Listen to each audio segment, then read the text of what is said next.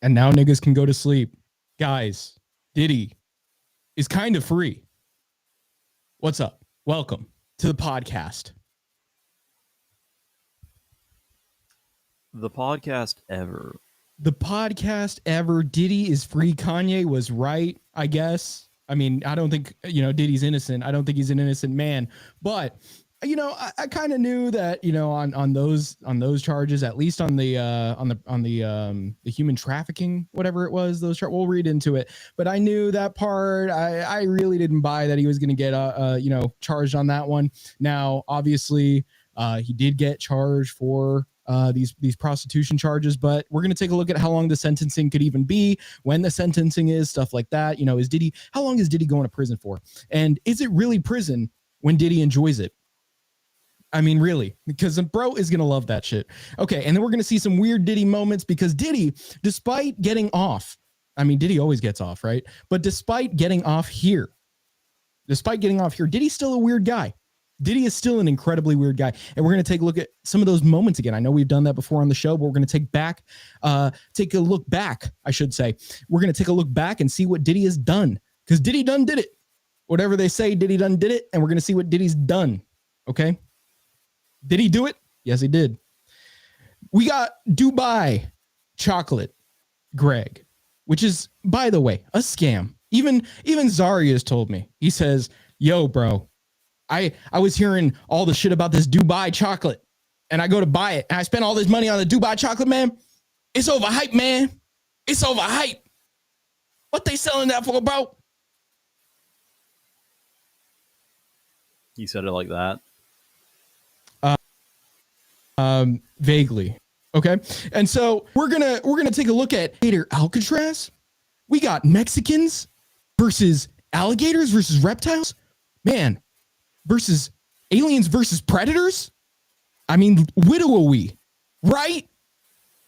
Trump's got his favorite movies playing right now. Trump's wanting us to see the best of, okay? And he's just trying to reenact it in any way he can. He's getting these Mexicans, he's putting them in these camps. If they say it's like a certain kind of camp, they may. Okay, so we're gonna take a look at people making some accusations about this. We're gonna take a look ourselves, and we're gonna get to the bottom of this, because when it comes to it, we are the arbiters of truth here at the podcast ever. We determine what is real. We determine what happens. Okay, we make things happen here, and so you guys are gonna figure out what the truth is on this. What people are saying. Are they ridiculous for saying it? Probably, because they're saying some weird shit out there. I mean, just whoever we talk about on the show that isn't us is probably saying something wrong. Okay, so we're gonna take a look at that.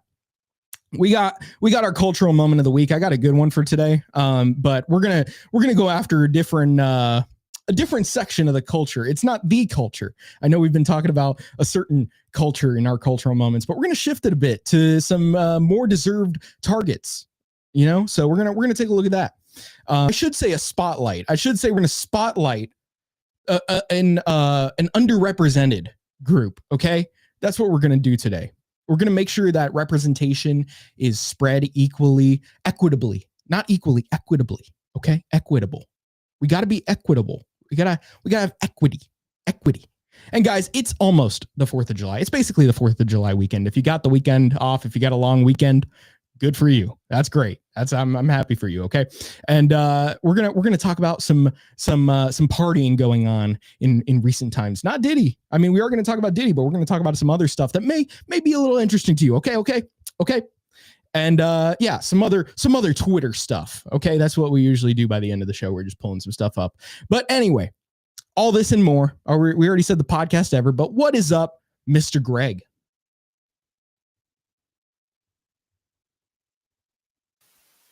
I did not exactly have the best impression of the concept of Dubai chocolate to begin with, but I recently saw a gentleman pointed out in a video format. And I have to say, this gentleman, well, first of all, this gentleman looks like he may or may not have lineage from this region, but not the kind of people that would make Dubai chocolate. I'm just saying. Anyway, he had some good points, though. How it's a scam, and it's debatably not, well, it isn't even, like, from Dubai. That shit sucks ass. And So if you're where's it paying from? for that, it's like a variation on some Turkish dessert. Oh, Like now not it's even really like a bad. traditional dessert, like a Turkish like candy bar. Now it's really bad, guys. I got the Mexican Coke up in here. Yummers. All You be right, chucking Coke. Mr. Greg, what else is up? What else is new? Are you new, bro? I am not. You know, in fact, You're I'm not, not new. That's why I went out of my way to get a double quarter pounder because I'm not new to this. I knew that I was going to feel hungry pretty soon. dude. You know, how was that? How was that quarter pounder? What was the experience like? Was there a third window placement of you? Did they send you to the dreaded hellhole that is the third window? Because probably not, because you were in and out of there pretty quick. No, I forgot to change it because I had it on you pick it up at the counter. So at first I was on the drive-through for like a minute. I was like, wait a minute, they're telling me to go inside. Okay, let me park and go inside. And it took a while for them to get the burger out. Then I got it and I zoomed back, and I was here by like 7:31. 7:31. So we could have done it. I don't know why you backed out, Well, but but anyway. you wouldn't have heard that amazing intro right there.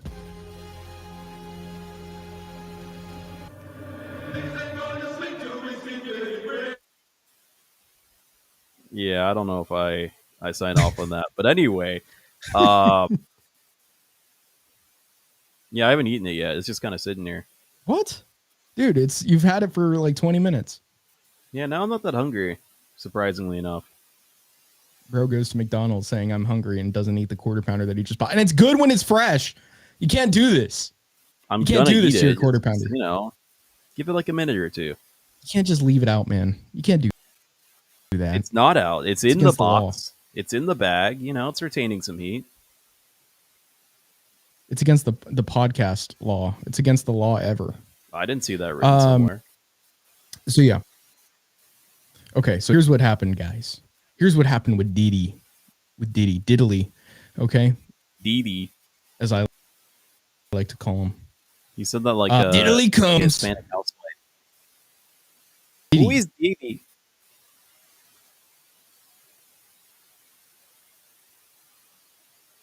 Wait, what? I said you sounded like I a was saying it Hispanic like a Hispanic housewife when you housewife? said that. Correct. Oh, DIDDY just for saying that? I was doing the Trump impression though. No. When you said DIDDY. DIDDY. Okay. Correct. Sean Diddy Combs found not guilty. Okay. Found not guilty of racketeering. I'm not going to necessarily pull it up in front of us because it's, I don't want the stream to lag. So I'm only going to do that if we have to watch videos again. I've been doing that with news articles because it's just unfortunate when the stream starts lagging. We just want a clear broadcast to the viewers ever at home. Okay. Let's see here. Sean Diddy Combs found not guilty of racketeering and sex trafficking, but convicted of lesser charges. The judge denied bail for the bad boy records. That should have been the first sign that you call your records bad boy records. Founder saying it would be impossible for Combs to prove he does not pose a danger. That is great. Sentencing is scheduled for October 3rd. So we have this article from NBC News, written by Adam Reese, Eric Ortiz, and Catherine Koretsky. Sean Diddy Combs, the one-time global hip-hop titan, whose federal trial unveiled harrowing testimony accusing him of sexual, essay, I should say, against women, and forced, freak offs. Okay, we're just going to put that there. Was acquitted Wednesday of racketeering, conspiracy, and sex trafficking, but found guilty of lesser charges. The jury's verdict, delivered on the third day of deliberations, declared Combs 55 not guilty of one count of racketeering, conspiracy, and 2 counts of sex trafficking by force, fraud, or coercion, but guilty of 2 counts of transportation to engage in, women of the night, okay, or probably men too. later Wednesday. U.S. District Judge Aaron Subramanian. That's weird. Subramanian. And it's not even Aaron like Aaron. It's like Arun Subramanian. Bro sounds like a car. Denied Combs' bail request, saying it would be impossible. You said it sounds Armenian? Yes. Okay. Well, so the Armenian, we're going to call him because I don't feel like saying Subramanian, bro, Tasmanian, whatever. The Armenian denied Combs' bail request, saying it would be impossible for him to prove he does not pose a danger. Well, I mean, that's not unfair. I can't say that I don't see his point. The verdict is seen as a win for Combs and his defense team. That is true, which did not call a single witness during the 7-week trial. After it was read, his family stood in the background clapping and cheering. Well, what kind of clapping are we talking about here? If it's Diddy's family. Combs fell to his knees in prayer. He fell to his knees. Yeah, they had to have planned it out. After, as he left the courtroom, he told his family, "Thank you, love you." All right. You think Diddy went to a freak off right after this trial? You think that's how he celebrated his verdict? I think he'd have to. A celebratory freak off. When else would you need a freak off? Yeah. I mean, a prison freak off, some sort of jail freak off while he's waiting to get released back into the public eventually. I mean, he has to go to jail for a couple of years first, probably, but we're going to go Tenny Garagos. Tenny?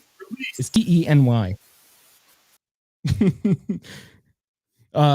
Broke out in tears. One of Combs' attorneys broke out in tears. His lead attorney, Mark Agnifilo, made a fist in triumph as the defense team hugged one another and hugged his family.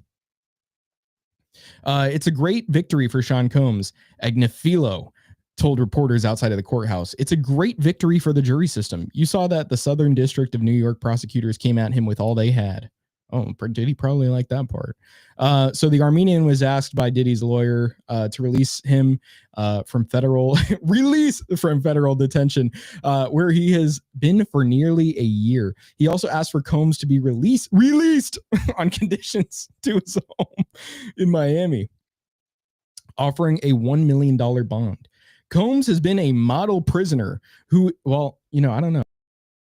I don't know if he has, I don't know. I haven't seen him, but I'm just thinking probably seen the other prisoners as models, who is in the process of working on himself and has no plans to flee, Agnifilo said. In his denial, the Tasmanian, the Armenian, cited Combs' attorney's own words, "We own the domestic violence." What? His own attorney's words said, "We own the domestic violence." Oh, because they agree that Diddy did it. And said prosecutors had presented evidence that Combs had engaged in years of lifelong violence. I think they really mean that they own the concept of domestic violence. They want to trademark it. Right. Yeah. He continues to be a danger to others, the Armenian says. The Armenian set a sentencing date of October 3rd. Prosecutors are seeking between 4 and 5 years behind bars, the judge said. See, that's not a lot for Diddy to have gone through all this, 4 to 5 years. But, the defending attorneys want him to go into prison for only 2. I think it was 21 months to 27 months. We'll see. But anyway, the prosecutors want 4 to 5 years. But chaos and celebrations outside the courthouse. Combs' family, including his mother and his son, Justin Combs. So, I mean, Justin, I take it is, King Combs. Justin Combs, the one that Kanye just did an album with that I played a snippet from as that sound effect. His name's Justin Dior Combs. That's crazy. Bro, who names a kid Dior? Oh, wait. That's a given name? Yeah, his name says Justin Dior Combs, dude, his legal name. Oh, King Combs is actually the name of the other kid, the one that's a rapper. His name is legit King. Diddy named one of his kids King. Take that as you will. Well, maybe don't take it. You did, King. I did. Real quick. This is a pretty pink quarter pounder. I've never seen it this rare before.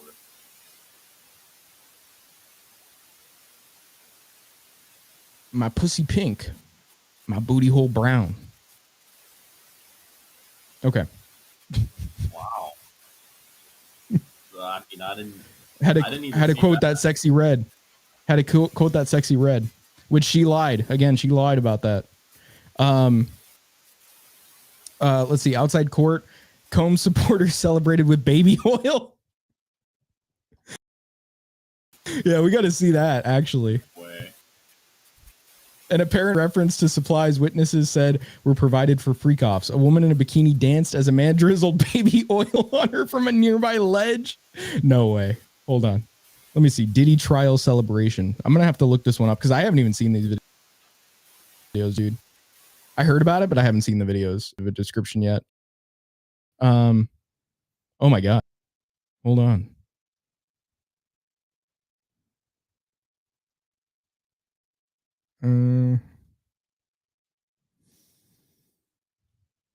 Yeah, let's see what we can find here on YouTube for the Diddy case.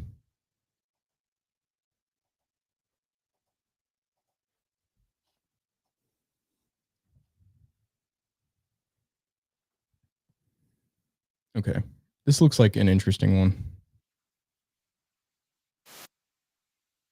Baby oil. Watch this. Went to do an alcohol test. She realized she was Muslim, and their reaction was just insane. Is it playing the next video? I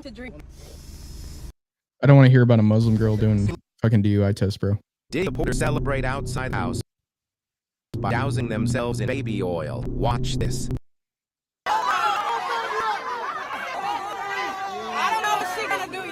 Diddy supporters celebrate. I don't know what she gonna do, y'all. What is that supposed to mean?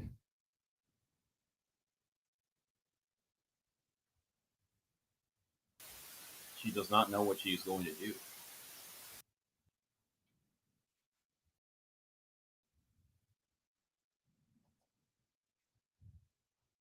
I'm not sure what my associate is capable of. Outside court crowds gathered. Combs is supported with baby oil and cheers. But others called the verdict an injustice. Addie Fajardo has spectators and listen closely outside of court hours, waiting for a final court ruling in the Diddy trial. Moment filled with support. Free Puff. Free Puff. Baby oil.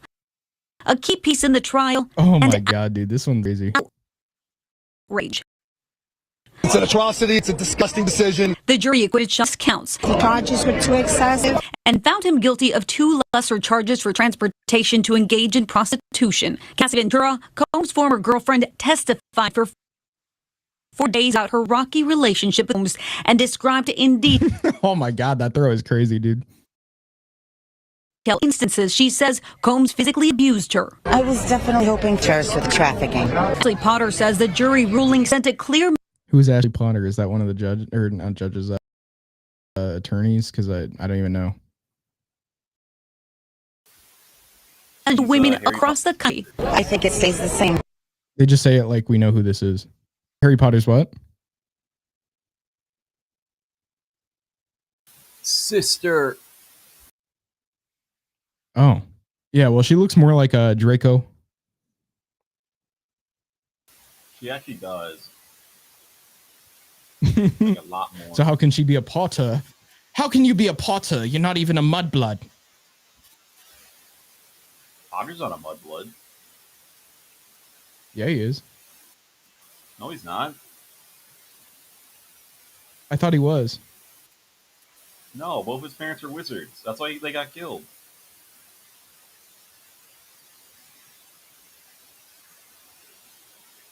Oh, is it Ron? Bro, have you not seen the Harry Potter movies?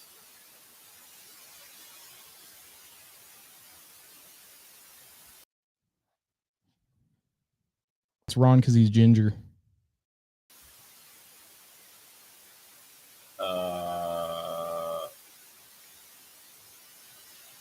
What? Who's the Mudblood? Why does he say Mudblood in the movies? I was saying like maybe it's Ron because he's ginger. No. Mudblood is if both your parents aren't wizards, and Hermione was the one about both. I know, but who was Malfoy calling that? Was it Hermione? Who was it? Ron? Yeah, it was Hermione. Yeah, I didn't hear you say that. She's a mudblood. Definitively, she's a mudblood. Oh. Okay, but not a mud shark.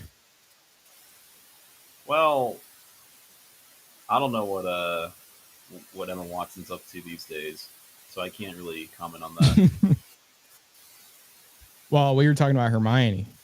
I mean, well, we don't know what color. Wait, who did she even end up with again? I don't even remember. Didn't she end up with Harry? No. Harry ended up with Ron's little sister.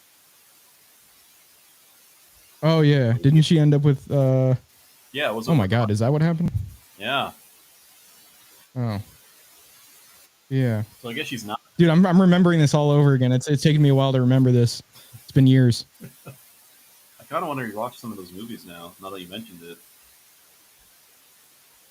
I want to watch Harry Potter Smokes Weed again because that series is epic. Oh man, that's great.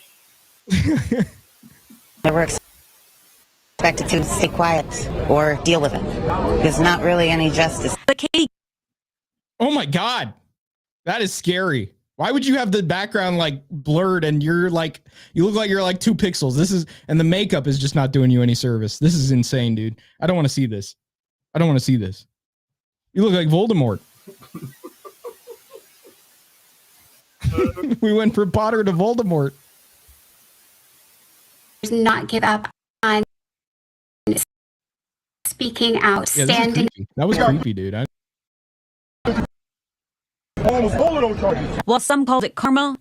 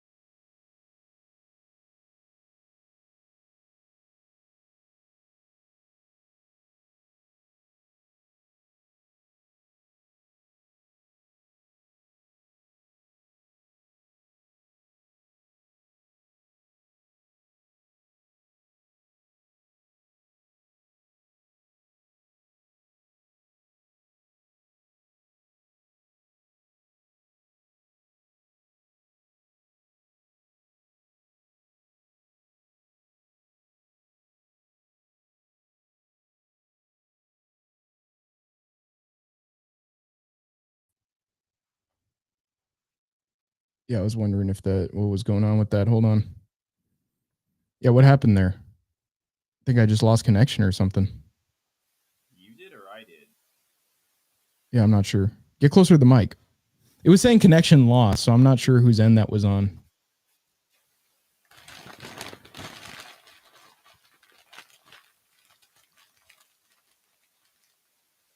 What was that? Bugles? It was my McDonald's bag. Oh. Are you eating the quarter pounder? I just told you, bro, that it looked a little bit extra rare. Hence, I was eating it. Well, I didn't know if you were continuing. But anyway, let's see. So, a swift downfall for Combs. We're going back to the NBC article. The partial conviction caps an astonishing moment for Combs, a self-made rapper from New York who rose to the pinnacle of hip-hop culture and became a household name. He once ruled the hip-hop and R&B charts and was a fixture in celebrity circles, propelled by his exuberant personality, lavish lifestyle, and business pursuits, including reality television and fashion, as an entrepreneur and brand ambassador. Let's see. So they're just giving his whole backstory here. Over the course of the trial, a jury of 8 men and 4 women. That's why he got off. It was because it wasn't half men, half women. Let's see. Heard the U.S. government accuse Combs, the founder of Bad Boy Records, of leveraging his power, wealth, and influence as the lead of a criminal enterprise to sexually abuse and exploit women for his own gratification for 2 decades. They left out the men and Justin Bieber.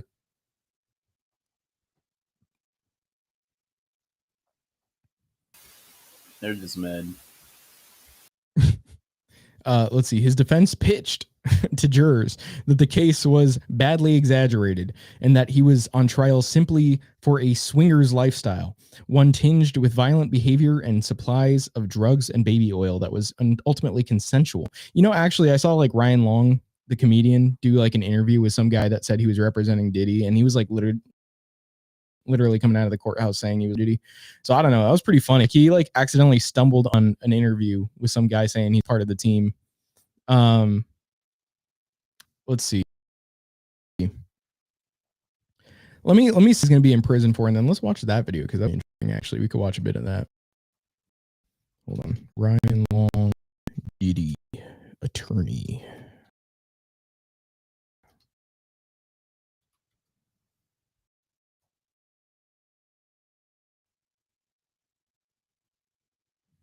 And how long will Diddy be in prison? We already kind of went over it. Where like the execution wants him in for 4 to 5 years. The defense kind of wants him in for 20 months. You know, they suggested that because you know obviously they just say 0, Your Honor. They got still got a low ball a little bit, but you know I feel like if they really have like 6 months, you know, a year, kind of low ball, you got to negotiate. Do you really want to get him 2 years as like your lowest offer, and then now you have to meet in the middle at like 3?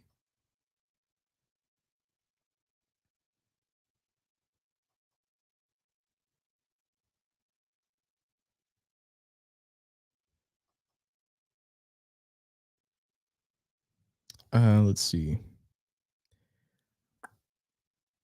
Yeah, so that's another CBS, or this one's a CBS article. The other one was NBC, right? But yeah, that one, not a lot of details. They just want people to click that one, and I did. But let's watch Ryan Long say he's defense team. That one's pretty interesting. We could watch some of that.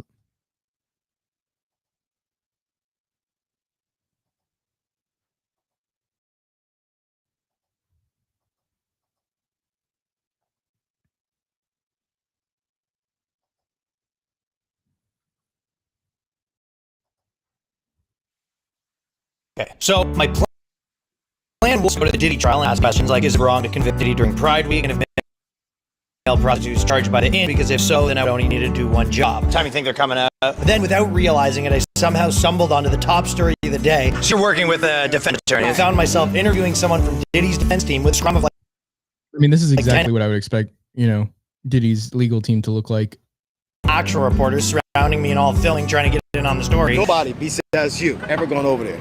Really? Everybody wants to know who you are. Mainly because I just walked into the area that you're not supposed to and started bothering people. First one, press could pop in there, have a couple of words with the jurors or something like that. You can't do that. And then I got Bro looks already nervous off the bat. from Diddy's defense team, decided for some reason it would be a good idea to talk to me. You said you've seen the freak with your own 2 eyes, and things got pretty wild. What's your job in the trial? Are you for one of the attorneys that's on P. Diddy. okay? All right, so you're working with the defense attorneys. I just think that what y'all hear on the news and what you actually see in the trial is 2 different things. One of the things when it came to the young lady, what she was saying, but at the same time, she said that she has an appetite for some of those activities. Okay, but when you consent to that, and you consent, it's a whole ball game for things. Are they detailing the freak-offs? But a lot of people don't see that consent. Bro doesn't want to say like the freak offs are a thing, even though he's saying like this is like a swingers party, man. I guess they just don't want the optics of the word freak off. But like, I mean, there's a reason they would call it this, right? I mean, I'm sure that's what Diddy was calling it. Yeah. You can't just take that away from him. Yeah. He owns, not only does he own beating women, which one was it? Well, what did they say? Domestic violence. He owns domestic violence, and he owns freak offs. Okay, you can't take one of those away, because if you take one, you take both, and he can't do that because we saw him beating Cassie on camera. consenting adults, you know, let me give you an example. Hugh Hefner was what? Old. He owned the Playboy Bunny Man. He trips him up immediately by just giving him an answer that wasn't what he was looking for. Yeah. And then when you went there, you went in this thing called the cave, right? Did you ever go to the cave? Yeah, so I wouldn't be Whoa. Yeah, this guy went to the cave. So when you go in the cave, what happens in the cave, stay in the cave. But Hugh Hefner had what you call a bunny plane, right? So he went around the country. He vetted some of these girls, and no one said nothing when he was bringing these underage girls here. Were you there with the underage ones? I don't know, but Why would you say that? Why would you say that? What does he mean? I don't know. I never checked their IDs. Doesn't he kind of sound like Foghorn Leghorn? A little bit. Well, I say, I don't know if them chicks was underage, okay? That wasn't my liability now here. I may be a lawyer, but I wasn't in charge of that. Now I say, that was Hugh Hefner's job. no one said anything. So Great defense right there. we saying something where this man had a party and you had Well, they didn't tell me they was underage, okay, to be fair. Now, I say I did not see any IDs, but I didn't ask him on that neither. the adults. I didn't see one underage girl on the stand yet and say he did X, Y, and Z. I heard a bunch of adults saying this is what it was, and it's like a gossip contest. Were you there when the male prostitute, the Punisher, went on stage? Oh, yeah. Bro, it's just like, oh, yeah. I know him personally. You know the Punisher? Yeah, I know him personally. That's the one who had on all the black things. How do you know the Punisher? He's related to somebody that I know. So he was selling penis pumps and dick pills and stuff like that. Right. Bro is just like, I mean, can this guy seriously be on Diddy's defense team? Like, I mean, it's what you'd expect, but like, really? This is who Diddy hired?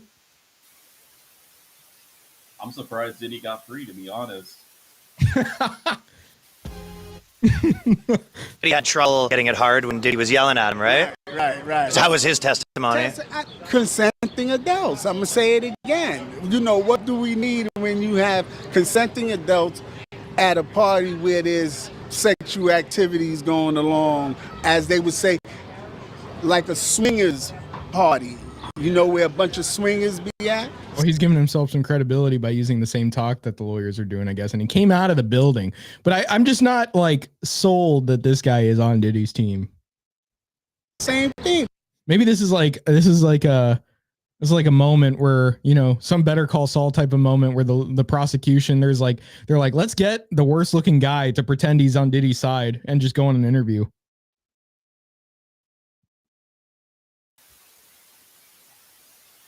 Yes. Now, here's a question to that. Right. What does Diddy think about Dubai chocolate? Well, I say, Diddy like all kind of chocolate, okay? It don't matter where it come from now.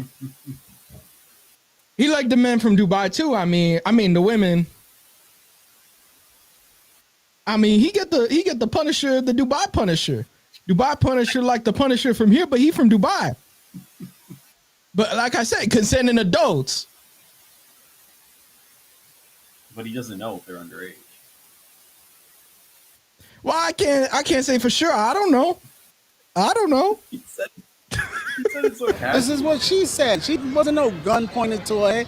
She was at this location willingly. You understand? Okay, and then she had a ulterior motive, correct? What's the ulterior motive? She wanted her career to take off, right? Have you ever been to any of the freak-offs? I would say, He has to think about it. And he didn't even stop him from saying freak offs this time. He didn't even stop him. He's just like, well, let me think about that one. Yeah. Maybe. He's like blushing about it, dude.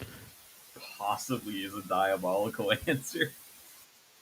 Understand? But I say it was cordial. You had a lot of powerful people that let me not use the word powerful, but you had a lot of people. Yeah, that was a mistake there because the whole like case being built against Diddy is like his power is being leveraged.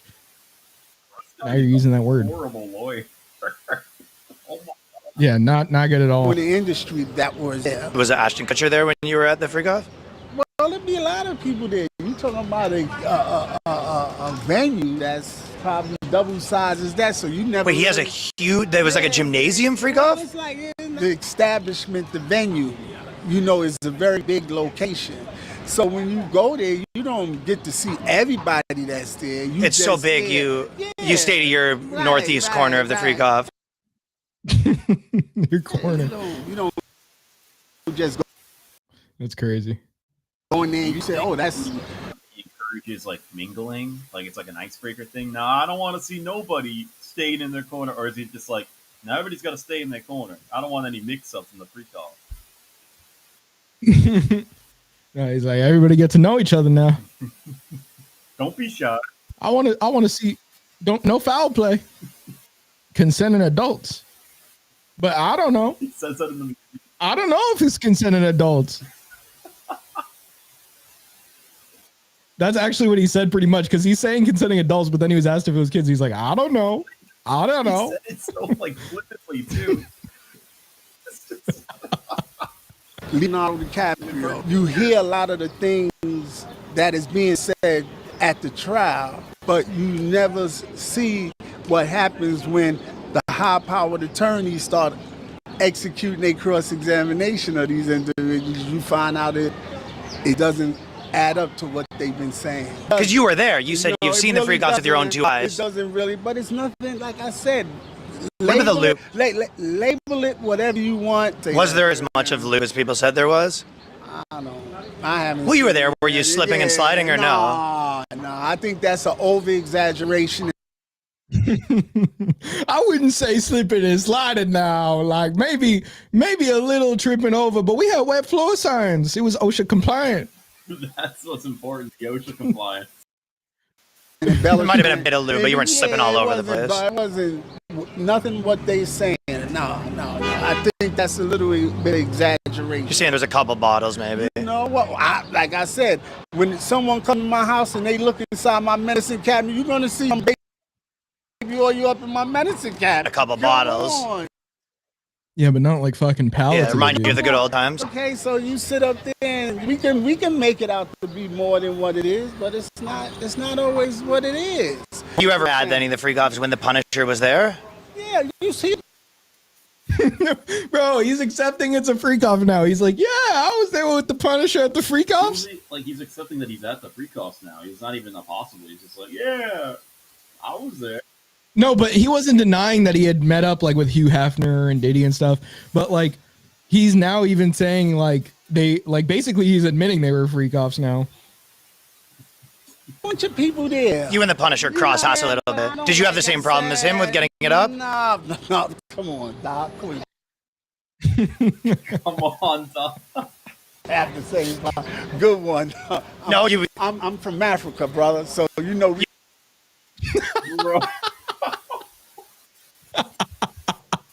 You know how we do. We don't have no problems getting that up. African motherfuckers, just all right. You know, maybe the white guys have a problem. You know, you're saying the white guys had more of the problem. You know, guys hold it like this. We hold it like this. Yeah. I actually hold mine like that. No, stop lying. Stop lying. No. Bro, seen enough white dicks to challenge that. Dude, this can't be real. This seems like it shouldn't exist. This is not. This is so preposterous. What is happening?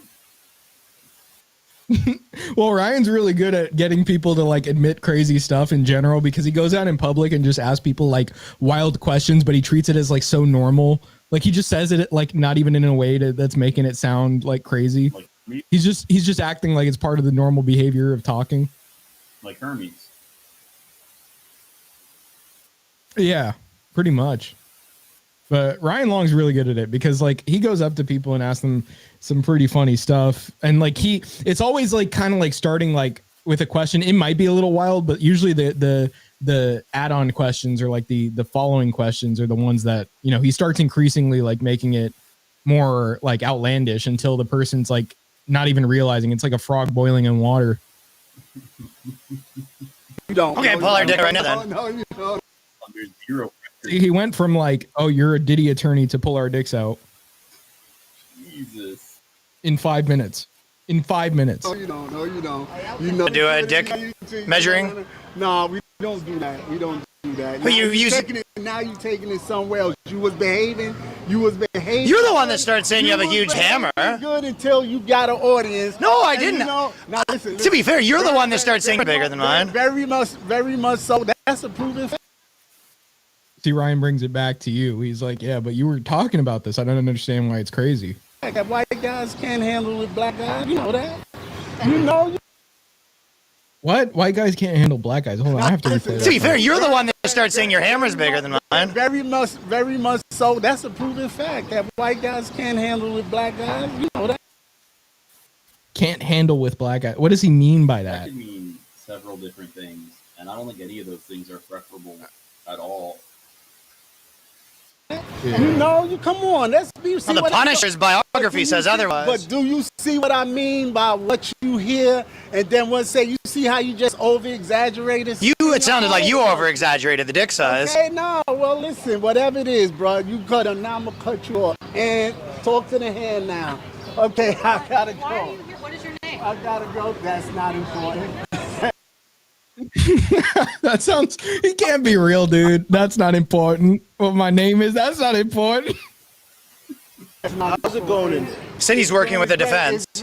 Oh, you're working with the defense? Yeah, somewhere along the line in there. Are you a jury consultant? Huh? Are you a jury consultant? Maybe. Are you?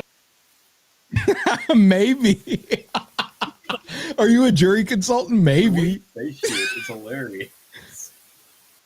This guy has to be trolling, dude. He has to be trolling. But like, he seems like he believes everything he says too.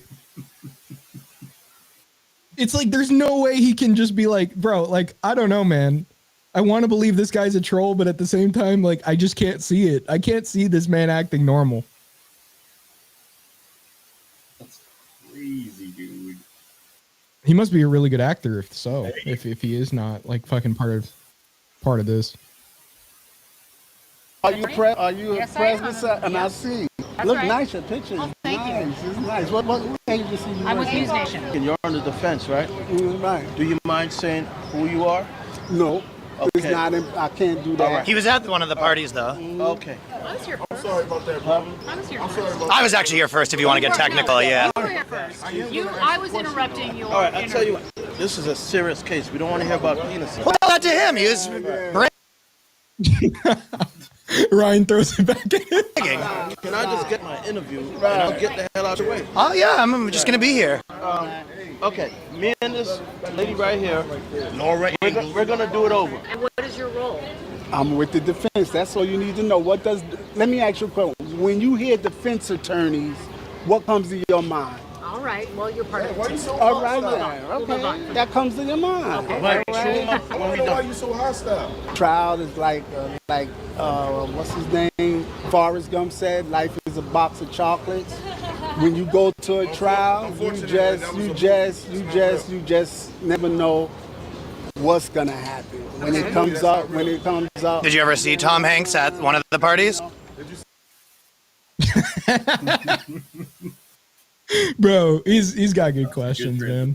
I mean, I don't want to, like, it was getting bad once they started talking to him alone. I mean, like, it's still funny because the guy's just retarded, but like when Ryan just comes back in, it just makes it so much better, dude.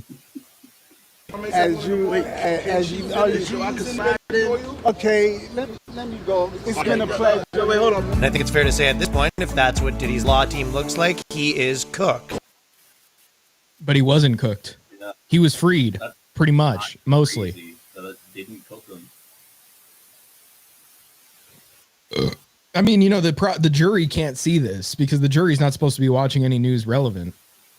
How do they even enforce that, though? That's what I want to know. What if you just accidentally like put on the news for like anything? Like, because the news is everywhere too. You could even just see it on YouTube, like turning on your TV. I mean, they probably are just selecting for a jury that they believe isn't going to do something like that, especially when they're going into like, you know, this major of a trial. When they're in jury selection, they're probably selecting pretty tight for like, no pun intended, for or tightly for the people that are actually going to be honest about this. I mean, they're looking for people that believe strongly in their civic duties. Imagine that. I know, but what I'm saying is those kinds of people, once you find the right ones, I mean, for them, are going to be the people that respect that. And I mean, if they accidentally see it, I don't know, but they're going to be trying actually not to read the news.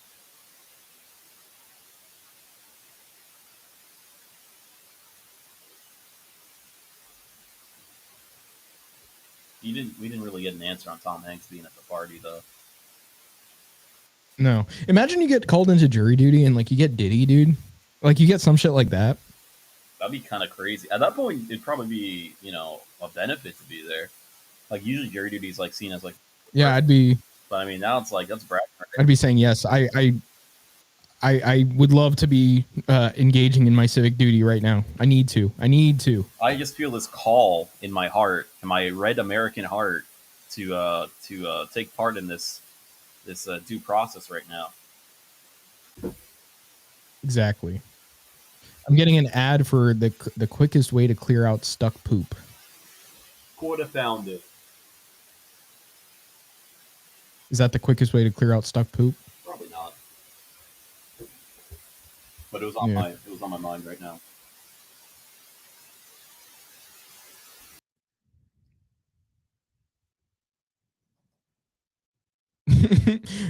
A log of poop that had to be surgically removed from her colon. Oh my god. Oh, they're just skipping the ad now. Dude, look at this. Like my ad blocker, I guess. He's a weird dude. Disturbing footage of Diddy's freak off on to doing these satanic rituals on his victims. These are the 20 weirdest videos of Diddy. And first up, Diddy was caught on camera at an auction when he saw something terrifying. Excuse me, interrupt you. And I would like to auction something off, okay? If you win, you get a night out with Diddy. Nobody's taking that one. Nobody's taking that one. Saturday night in New York. And Yeah, it is like a scary proposition. I promise you, your ass will wake up Wednesday. Yeah, your ass will wake up Wednesday because it's going to be falling asleep after what I do to it. Laying beside me. Laying beside me. Laying beside me. You're going to be waking up on Wednesday after the Saturday that we went out. Laying beside me. So the implication there is that you will have passed out for so long that it is now Wednesday and Diddy will be in bed next to you. What is the implication there? I don't know. I don't know.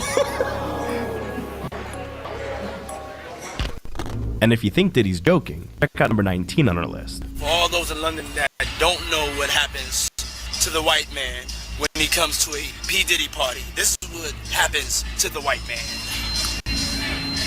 It's so unfortunate. You gotta pull back though, so they can see. That's crazy. Matt, move out the way. You're still alive. Look at that. Look. What you think? The white man, they can't handle themselves with the black man. We know that. You know that. That's what we know. That's what we know. And that's James from Simeon Mobile Disco. He is a... He's just doxing the guy. Jesus. Actual DJs aren't supposed to pass out, but when they come to one of my parties, this is what happens to them. Yeah, and that's not the only dude Diddy schemed on. Because at number 18, Diddy and Biggie were caught on camera being more than just friends. I say Jesus. And the next question is...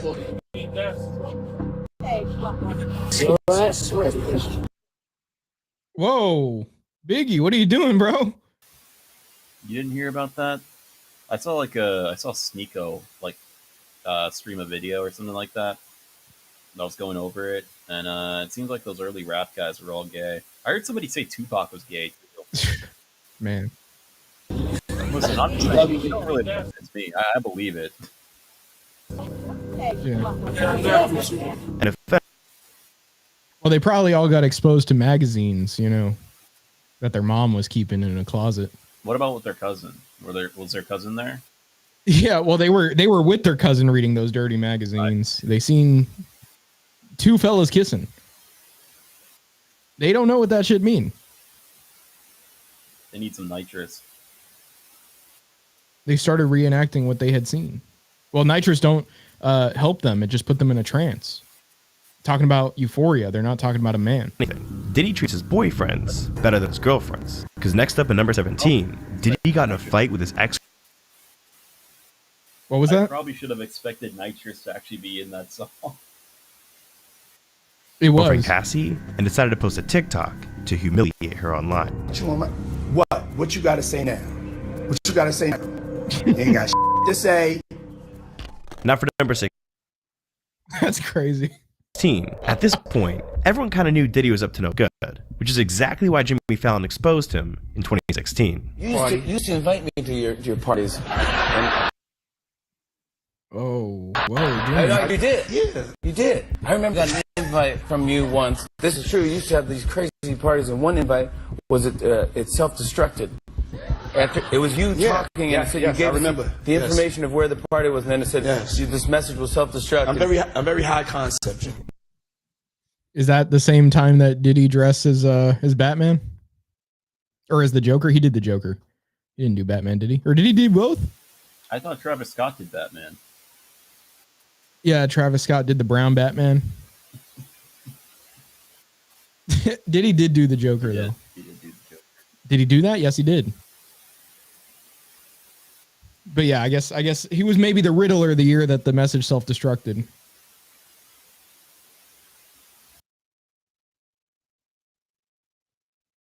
Diddy was clearly destroying evidence. However, he wasn't able to destroy everything. Because at number 15, Diddy once beat his own girlfriend on camera. Dude, he looks like an alien here. He looks like Yakub. He kind of looks like Roger from American Dad a little bit. Well, maybe he is. I mean, yeah. Maybe he is. Maybe it's one of his personalities. And tried to hide the evidence for years. See, in 2024, CNN released never-before-seen footage of Diddy chasing his girlfriend Cassie through a hotel and beating her. And after the footage was released, it was revealed Diddy tried to pay the hotel $50,000 to destroy the tapes. Look, Diddy's always had a strange side with the women closest to him. Because at number 14, he filmed himself getting freaky with his own mother. That's his mom. Bro. My mom's single. Yeah. For real. Mom Duke know how to have a good time. What the fuck?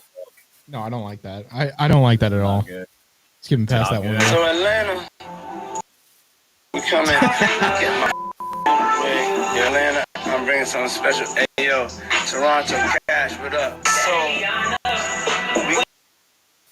Yeah, this is too much, dude. Oh my god, what the hell? Stop working out though. Just start get in the gym. But after that, he even went in for a little kiss. I was the president, but you the man. That's OG there. Bro. But if that wasn't weird enough, next at number 11, he actually tried to kiss a grown man on the lips and got rejected on live TV.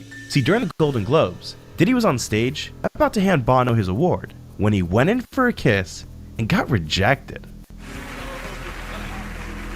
Let it flow, let it flow, let it flow. Dude, when you put ominous music over it, it like sets the scene so much better than whatever was actually playing there. It really does.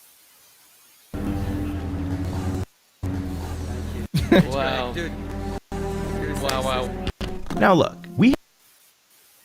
It didn't completely look like No.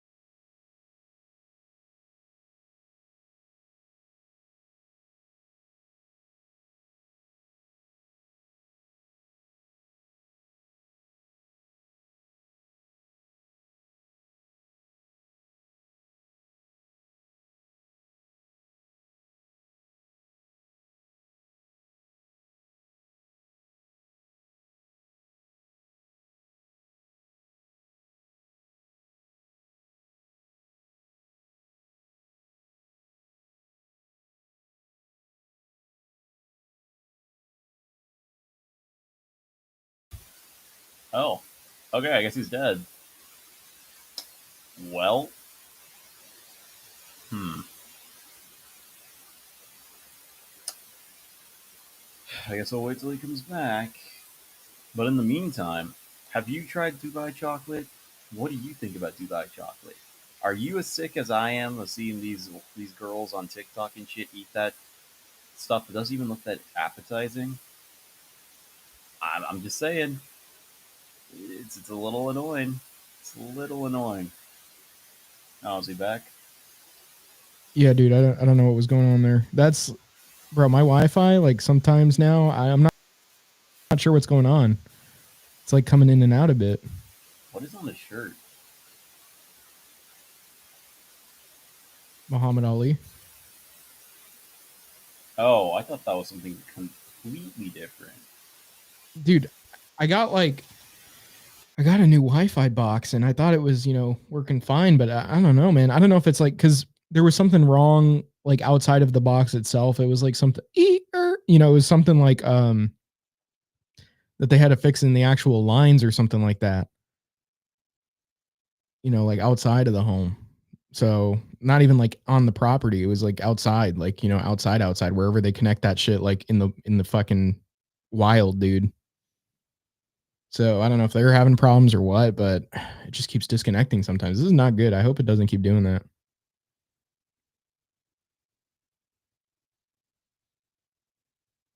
Can you hear me? Yeah, I heard all that. Oh, yeah, you weren't saying shit, so I was like, dude, what's going on? I mean, when I walk in, I definitely take pride in being the originator of the preparation of sexy. Yes. Yes, and that's candles. I like candles. I like tuberose. That's a smell. I like that scent. I'm attracted to certain scents. What kind of tuberose? Tuberose. Yes. Okay, it's a scent you like. Yes, it's a scent. Okay. I like lilies. I like white orchids, roses, things of that nature. I mean, like, how did people not see this coming? Like, bro's whole brand was his, like, attraction to people and things. Like, I mean, come on. You're telling me that we didn't expect this guy to be the freak? So, is he gonna die in prison, or how are we gonna? What's the end goal here? How do we keep this from happening? Oh, there's the Meek Mill one. No. Yeah, I don't know, man. Hey, what's up, King Son? Man, you doing it, man. You deserve it, Daddy. You putting in that work. Proud of you. I love you. And if you think that's creepy, pay attention to Diddy's reaction after what Meek Mill says right here.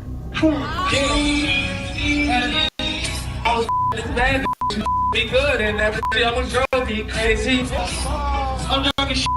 I'm on the mic trying to rap to my dad. What's the move? What's the move? It's your birthday.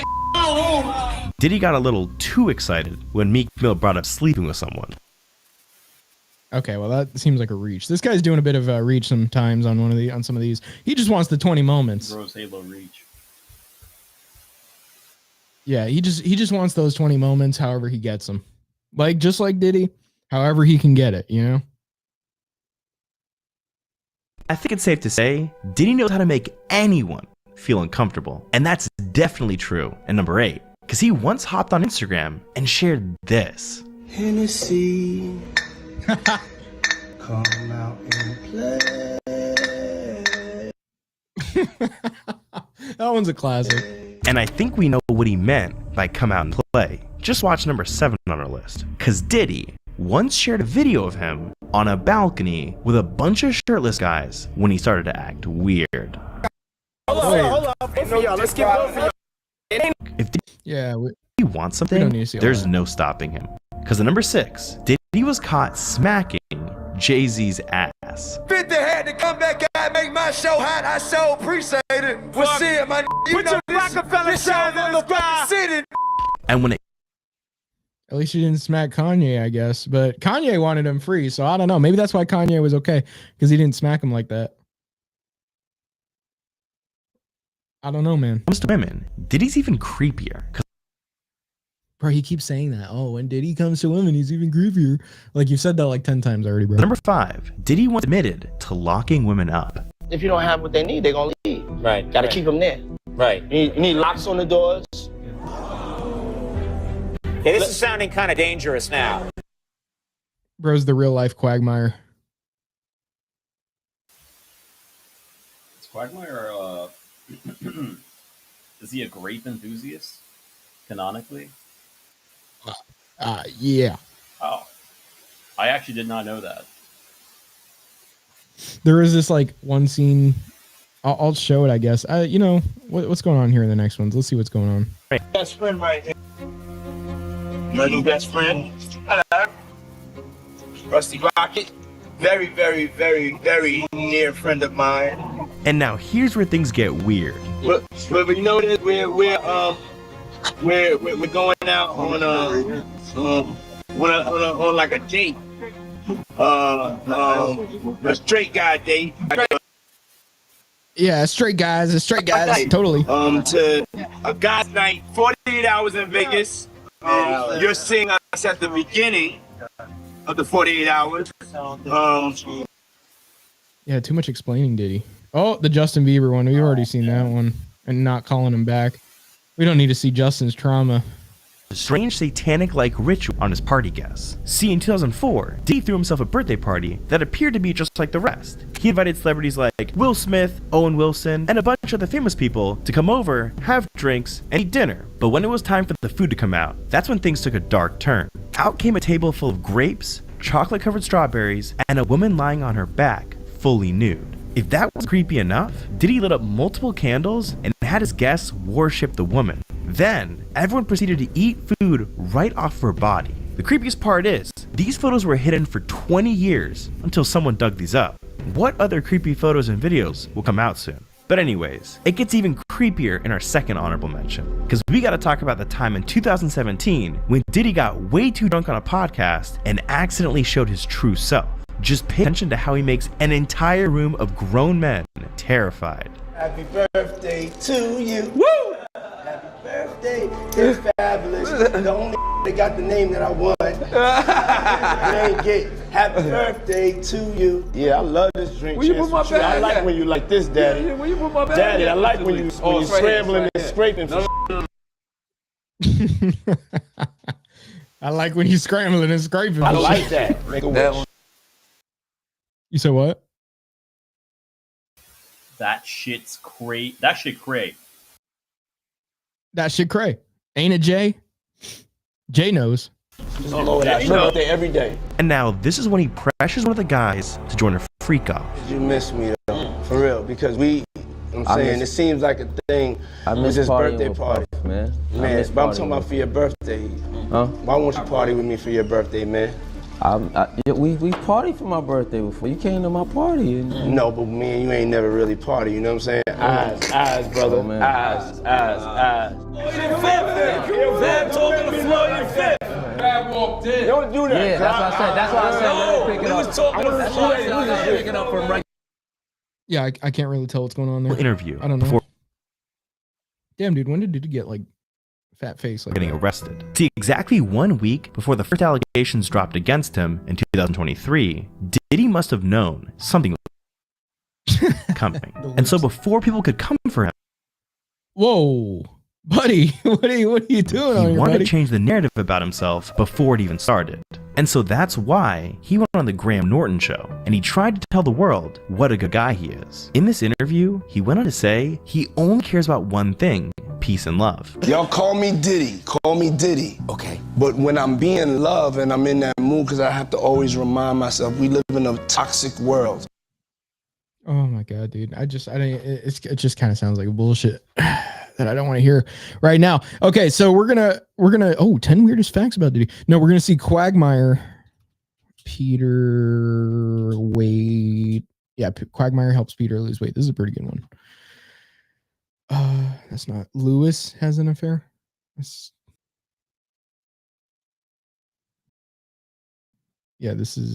should be the one. Maybe this one, not that one. Yeah, I think this might be it.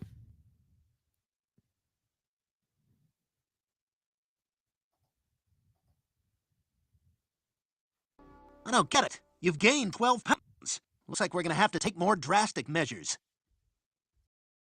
You're going to have sex with me. Dude, is that like it looks like it's off for me too. Like whatever the fuck. The audio. Yeah, audio is behind a few seconds. That's just in the video.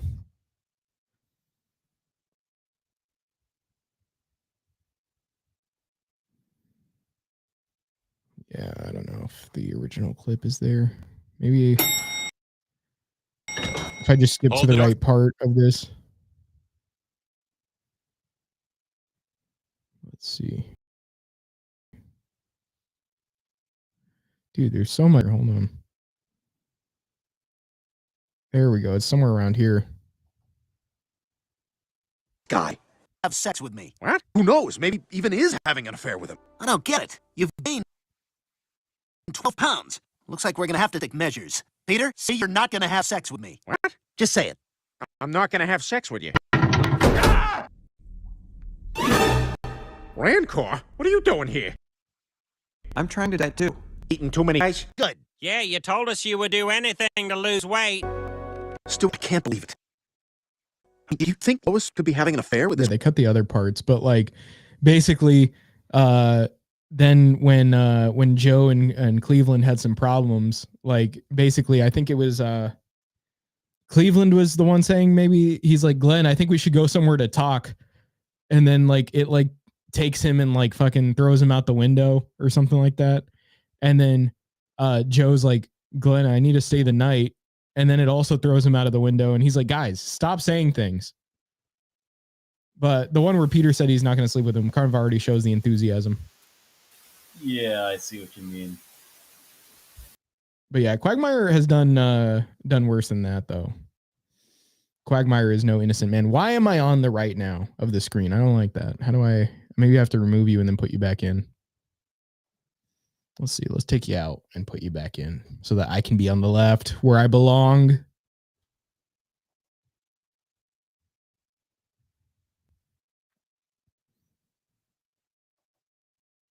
Okay. So next up, Diddy's over. That's it for Diddy. I mean, you know, I don't know, maybe for a few years, but we got another story that Mr. Humvee was talking about with us last night. And, you know, I was going to bring up on the show today. Alligator Alcatraz. Alligator Alcatraz. So Mr. Trump and Mr. DeSantis are teaming together to create a detention facility for Mexicans, probably, or some other people that are here illegally. Illegal immigration. Okay, we need to put them in a field where we surround it with alligators. We don't want them escaping. We don't want them escaping is what Mr. Trump is saying. So he puts a river around or some sort of moat or something like that, and he fills it with alligators. And you know, that's what we're going to be seeing now. I guess it's in the Everglades. But let's take a look. Let's take a look at this facility. Let's take a look at a video of this facility. I just need to wait for you to fucking load this ad, dude. Oh my god. I don't know what that is. Okay, let's take a look at this Al Jazeera video. Al Jazeera.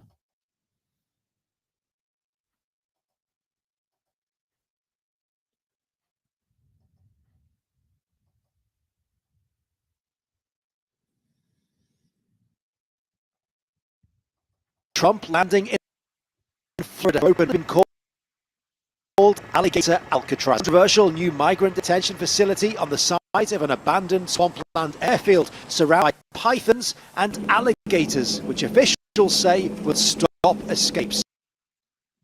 We're in the state with his Homeland Security tree, Kristi Noem, and the man behind it all, Florida's Governor Ron DeSantis. Every time I see DeSantis, it seems like he's growing his hair out more. We have a lot of bodyguards and a lot of that are the form of alligators. You know, it depends how much. But I wouldn't want to run through the Everglades for long. It will keep people where they're supposed to be. This is a very important thing. Undocumented. We're going to fill it with alligators, and if you run away, you're going to get eaten. Detentions are up 50,000 in custody in June compared to... You see that guy's shirt right there in the back? He had it in Spanish. We don't like that. We got to send them to the alligators just for that one. 6,000 in custody compared to 39,000 when Trump took office in January. But as migrants, or the administration calls them illegal immigrants, have been... We call them illegal immigrants because they immigrated here illegally, okay? Okay, guys? That's what they're telling us at the Al Jazeera. We're calling them that. That's what they are, folks. Nationally, there has been places to hold them, even sites like the infamous Guantanamo Bay in Cuba being used, and now this one in the Everglades, which can hold 5,000 detainees, constructed in little more than a week. This facility is being described as a one-stop shop. Those are the governor's own words. The idea being that migrants will be driven down this road, in through those gates down there, and then that's it. They're in. They are held there. They're processed there. They are deported from there because planes will leave from this site. We're gonna have a huge catapult right at the Everglades that we're gonna put them in, and we're gonna throw them right into the swamp that we're gonna also drain. Before all of that, you've got to have immigration, you need immigration judges, but the governor says if they run out, no problem. He's a plan to use the name of God. Someone has a notice to appear. Biden would tell them to come back in 3 years and appear. Now you'll be able to appear in like a day or two, so they're not going to be detained, hopefully, for all that long. For these men, it was a return to friends, at least for the cameras. They fell out publicly. Yeah, we're going to get a lower story there about them falling out because of the DeSantis running for president. We're going to get the Mexicans to build the migrant facility, and then we're going to put them right in there. When it comes to deporting undocumented migrants. People don't have to come here.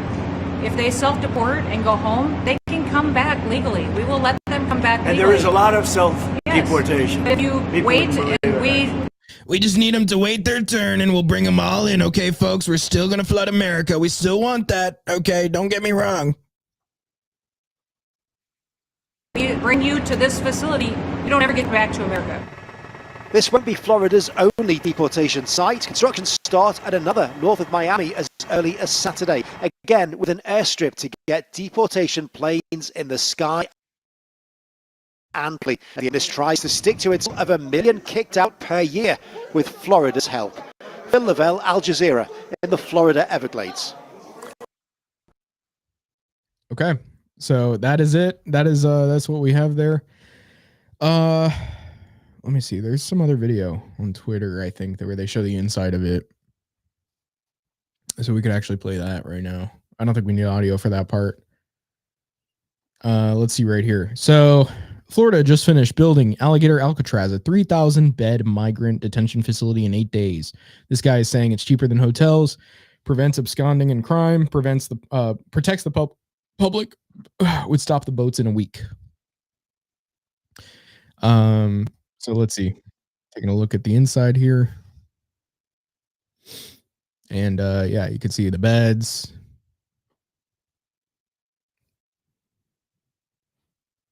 Okay. Yeah, I think that's it for that. I mean, just going through it. Let's see. Yeah, okay. Okay, Mr. Greg, what are your thoughts here?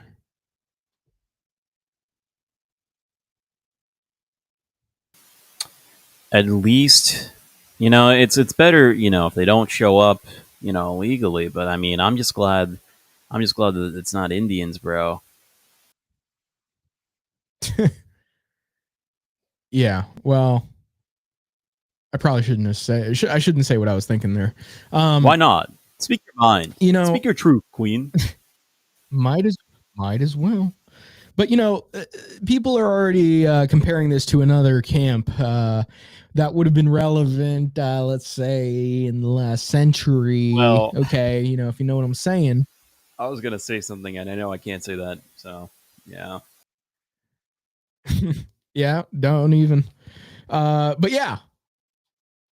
So anyway, people are comparing it to that, and they're doing that because they want to say, look at this, it's the worst thing ever.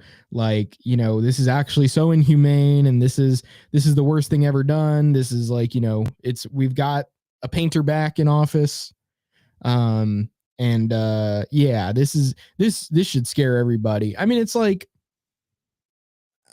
I don't know, man. I don't know if I I don't know if I could say that what they're doing isn't also just theater. You know, like obviously the part where they have the alligator surrounding it and that's obviously just theater too.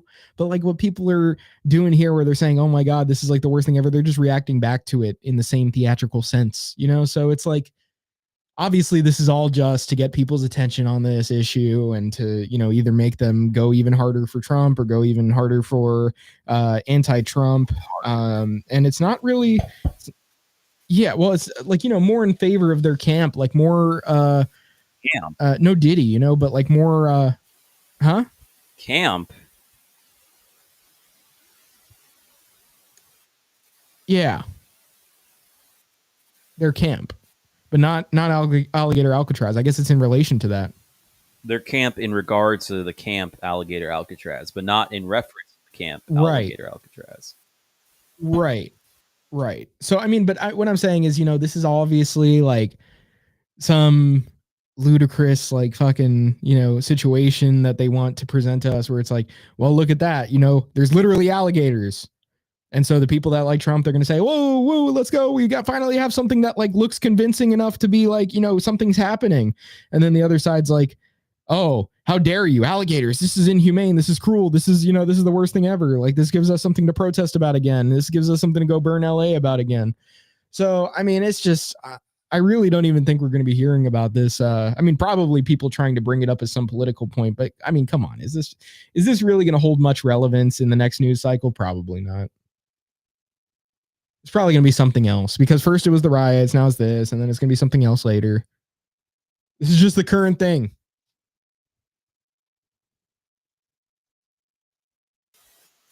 But yeah, I mean, it's like, I guess like if you're on the Trump side and you've been wanting deportations to happen, then like, I mean, if they're saying it's making it happen faster and then it actually shows that it is, I suppose you're getting something that you wanted out of it, but it depends on like how many people they're actually doing that for. And it really doesn't even like change that much as far as like, because people, you know, there's like the standard conservatives where they're like, well, we just want them to come in the legal way, but that's also the position that's being held by the administration itself. So anybody that was like saying it for the point of like, well, maybe we don't just want to put in a bunch of people that don't even share the culture to begin with. Like, you know, the argument for the legality of it doesn't really concern that at all. So basically, if you just allow people in legally, but you're allowing plenty of people in anyway, the whole argument coming from the people that are concerned about the cultural values and stuff like that doesn't really change.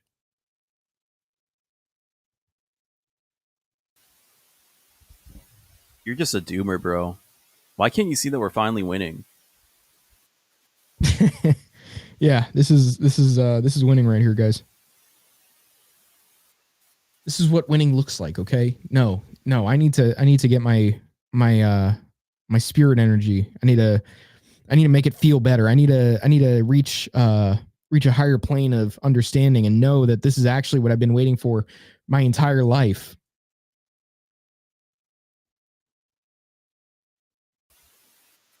I need to reach the nirvana that is understanding that alligator Alcatrazes are saving hope. It's all on this.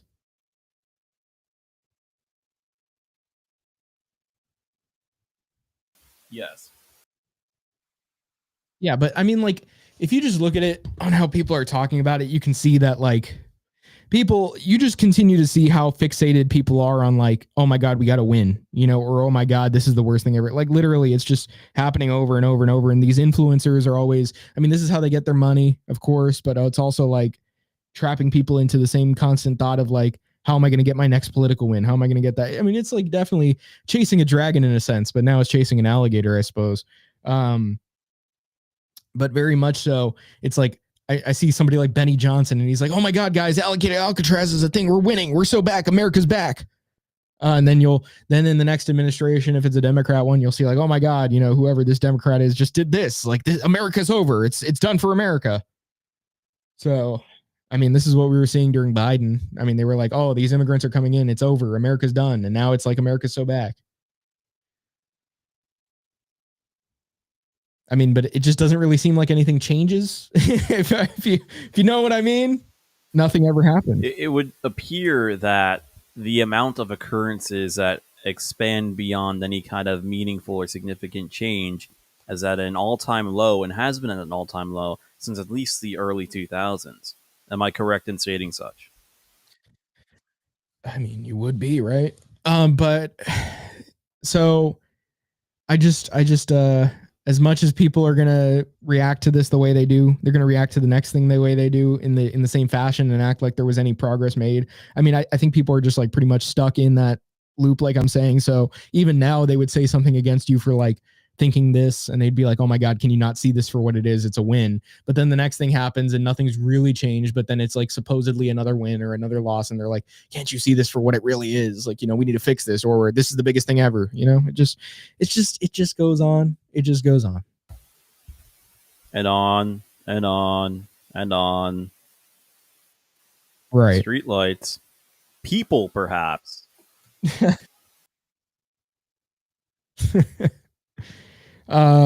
You got any other thoughts? Maybe even those that counter mine, perhaps, or maybe even I don't know, criticism toward one end. I don't know, anything.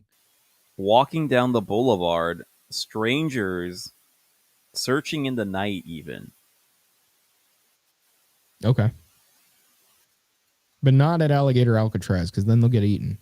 No, I think they would. I was telling Humvee this. I just think if they really wanted to make it scary, they'd use crocodiles and not alligators. I don't think alligators are that intimidating relative to crocodiles. That's true, though. That is Dude, right. Crocodiles, I mean, again, I'm not well read on alligators. Maybe they are a little bit more comparable, but bro, crocodiles can literally just rip your arm off. Like they do that, the rolling thing they do. I mean, it's done after that, right? Yeah. Well, unless you're that Instagram guy. I guess Trump wants to make sure that we're not like jumping the shark here, because you do alligators and then that's it, dude. Like, what are you gonna do on top of that? I mean, I guess literal sharks. That would be way more comical, though. That would be jumping the shark. That would be that would be jumping the shark. Well, no, then you could go like levels by like what type of sharks, because you could start with like reef sharks first, then maybe you go up to like, I don't know, hammerheads. But once you get to like great whites, then you've really jumped it. Yeah, let's do that. Let's just go for it. Let's see what happens. I say accelerated. Pump the gas on this. Gas. Well, hold on. We're talking about camps. We're talking about gas. I don't know if I should be. I don't even know. Probably shouldn't be talking about pumping the gas. So yeah, that's not a. No. Unpump it and take out the gas. Yeah. Well, the thing about Alligator Alcatraz. No, I shouldn't say that. I shouldn't say that one. Yeah. I shouldn't say that one. I'm never mind. Never mind. I'm all right. I had a good one, but it's just gonna have to not be here. I'll tell you later, I guess. Let's see. So let's see. So we got a photo op going on there too. There's some Democratic lawmakers going to the Alcatraz, the new Alcatraz. Okay, and so here they are. Breaking: a group of Democrat lawmakers in Florida just tried to storm inside. What like punchy language? Storm inside Alligator Alcatraz to see the illegal alien criminals, and got denied by Florida agents. No entry permitted. They were staying outside. And here they are, like, oh, let me try opening it in a new tab. Why are they wearing these like mesh suits?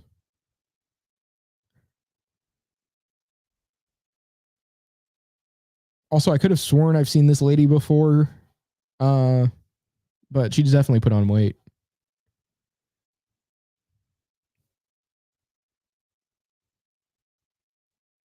Torta designation. I mean, she doesn't even look Hispanic, does she? She looks more like South Asian.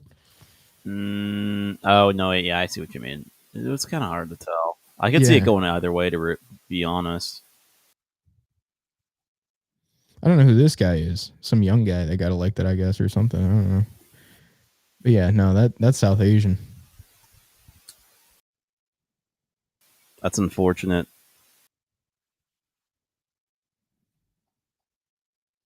Yeah. And this guy stands up pretty weird, dude. Is his stomach poking out like that? That's kind of, it's not good for him.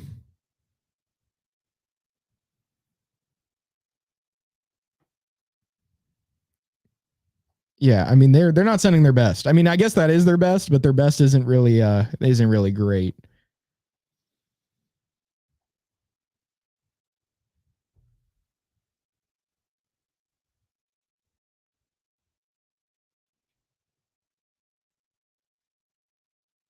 Yeah, this doesn't even look like as fiery as the guy was trying to make it in his post either. He's like they got denied. They were trying to storm Alligator Alcatraz. Let's see. It was probably more like, hey, you want to go in? You're like, oh, no, we can't let you do that. And that's it. Oh man. That sucks.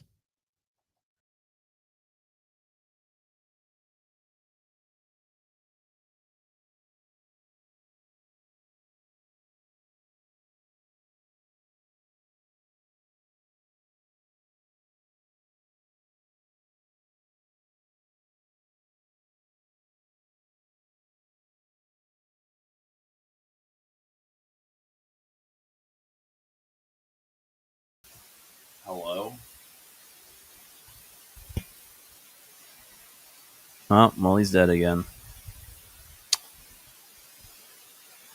Well,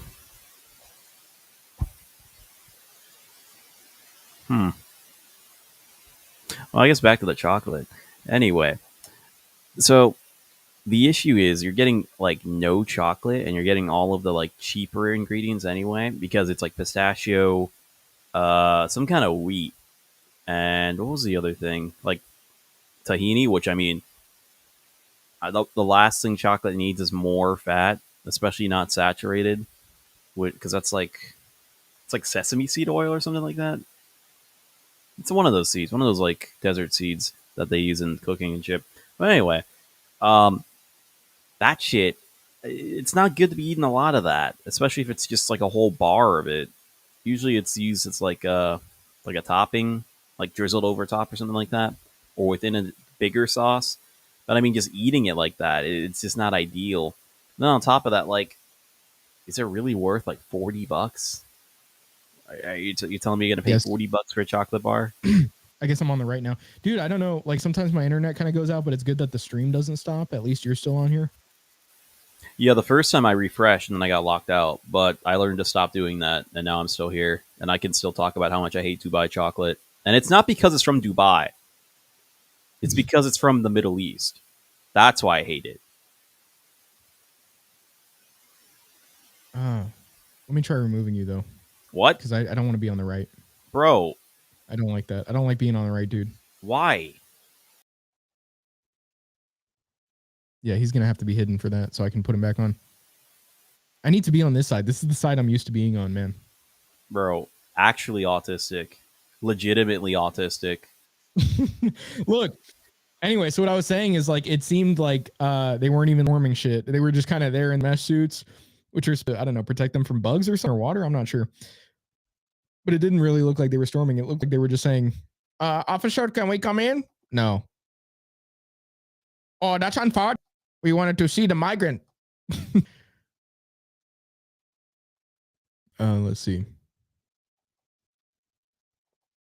So we have a woman. Okay, right here. Let me pull her up. That is complaining for the first time ever. A woman complaining. She's not in favor of Alcatraz. Okay, Alligator Alcatraz. She's very of goodwill toward this institution, our sacred institution. She doesn't like it. Okay, she says this is a no go. So we're gonna take a look at this woman's video. We need minority voices. Okay, we need to listen to that. We need to listen and learn. We need to listen and learn. So let's do that.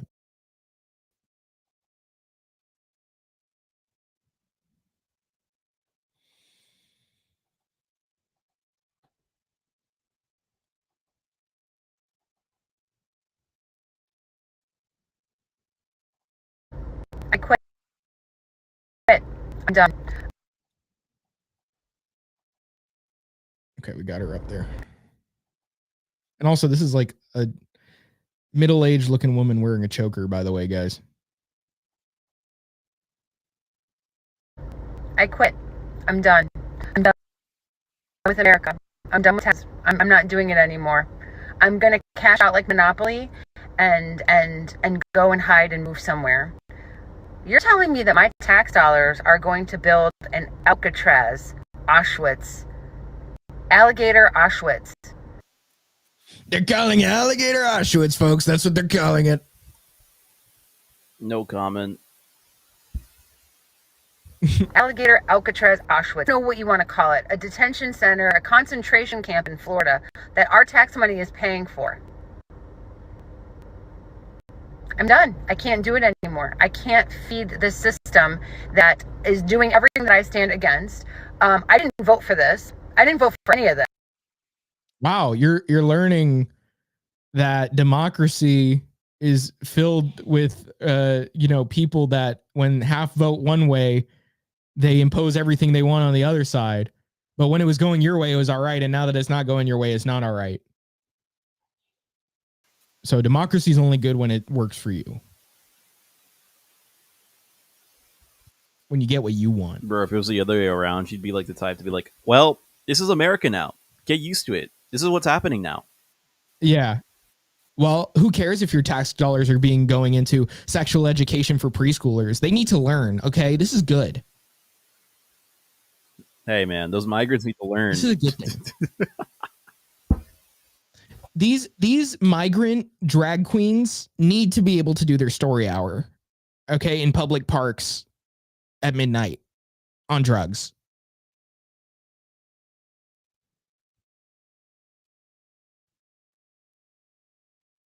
Your tax dollars need to go into that. Your tax dollars need to pay for drag queen freak-offs, okay? That'd be crazy to actually hear that in a sentence. I'm done playing the game. I want a tree and a farm. Well, she wants a farm, but why did she say she wants a tree first? Why was it a tree? Why was that the first thing you thought of when you wanted a piece of property? It's like, yeah, I want a tree. I want a tree.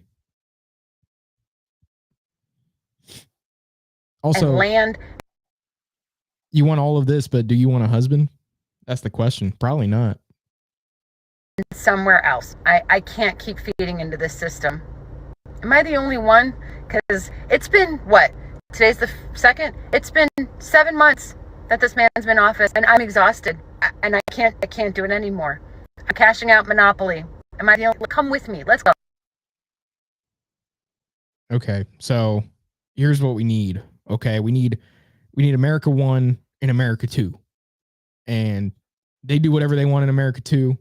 Other people do whatever they want in America 1. Then we don't have to hear about this anymore, guys. Come on, let's go. Let's go. Let's do it. Let's do it.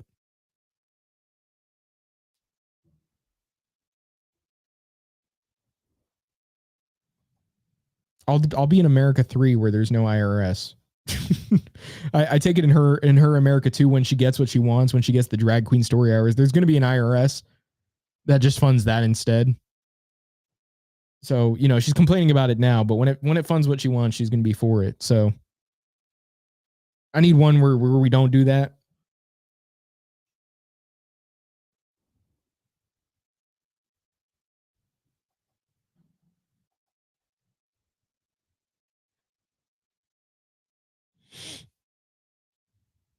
Bro, this guy's glazing customs and immigration enforcement. These are all boomer memes in the comments, bro.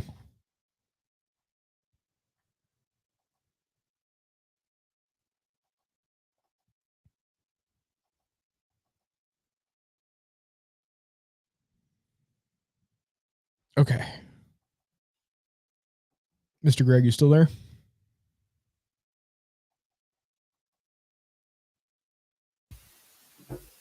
What's up?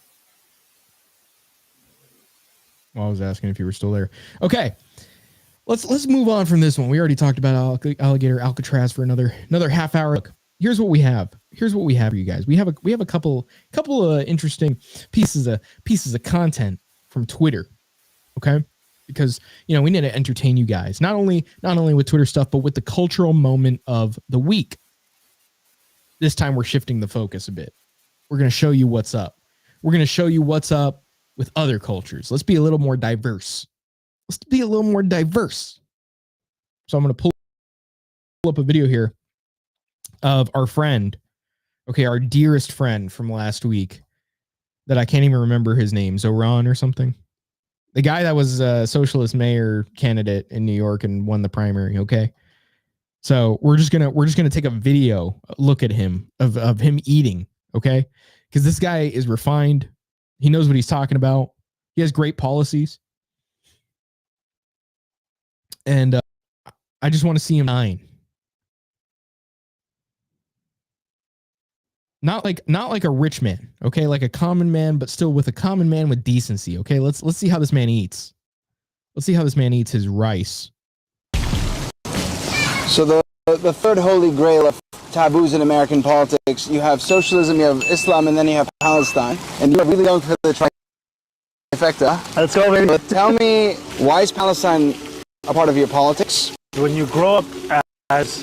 Yeah, so bro's eating a bowl of rice with something else, some sort of, maybe, I don't know what kind of bowl that is, but he's just eating with his fingers. He's eating rice with his fingers. For no reason either. I mean, there's access to utensils at whatever restaurant he went to, I'm sure. Unless it was like, I don't know, maybe they're not from the US, maybe they ran out. I don't know what the excuse is, man. But he's just eating rice, and you see there's still rice on his hands. That's like individual grains, dude. Like you gotta like flick that off or something.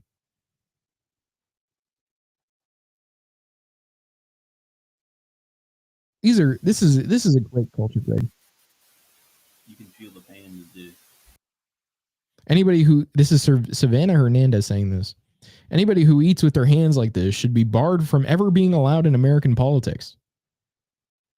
And then we have a quote from a meme page, Kira won't miss. How do you eat pizza, tacos, fries, wings, fruits, burgers? Bro acts like that's the same thing as rice. Grains of rice. Also cooked stuff in there where it's like sauce and like, I'm sure there's oil too, so it's gonna be all greasy. But bro just thinks, oh, but it's like pizza, man. It's like tacos. It's like I want to know where this account is from. I want to know what country this account is posting from. Specified like this, so it's not like eating with your hands at all. It's in reference to what he's doing right now. Yeah. Yeah, but I want to see where this account, because Kira missed. There's no won't miss. You missed right here. And somebody in the comments who I'm sure is also of suspicious origin said, yeah, let's draw the arbitrary line at rice. As if. And then this motherfucker here says motherfuckers will eat some Cheetos or wings and lick their fingers afterwards, but draw the line at eating rice. Still not the same. It's not meant to be a handheld food.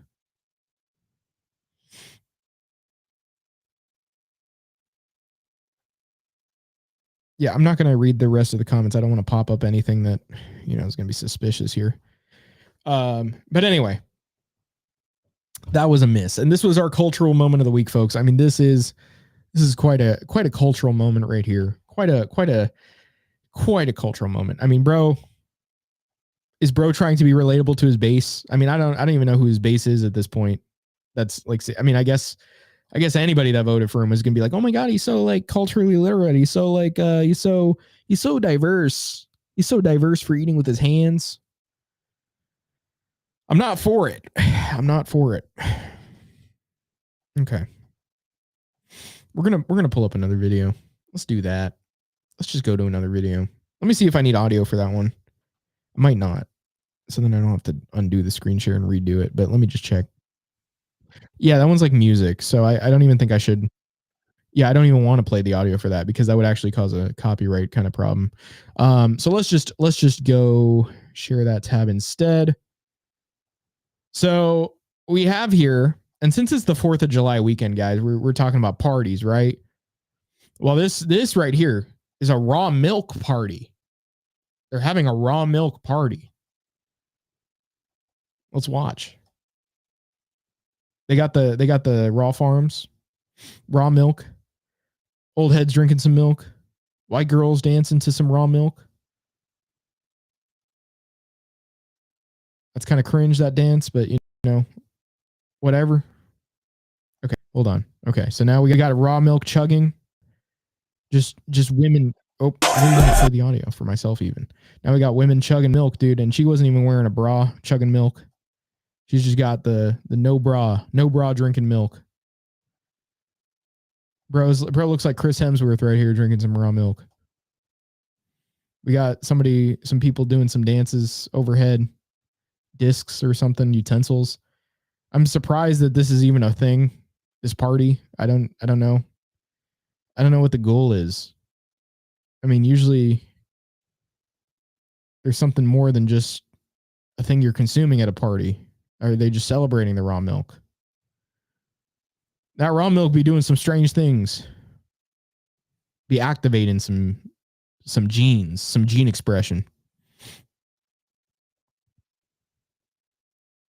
I feel like this is like, oh my God, dude, that was sus. That was sus, dude. Don't do that.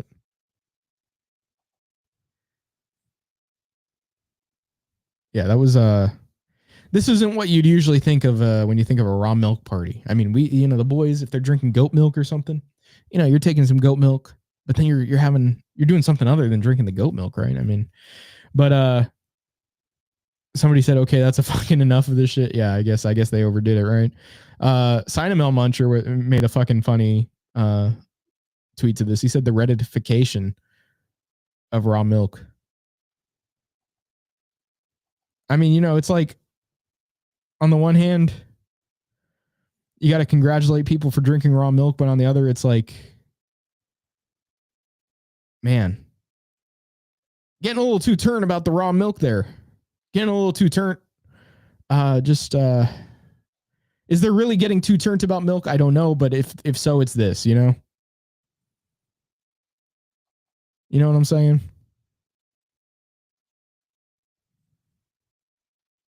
What do you think, Mr. Greg?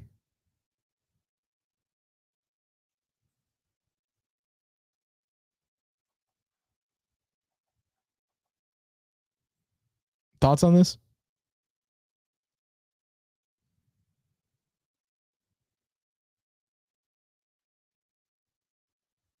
I guess not. I guess no thoughts.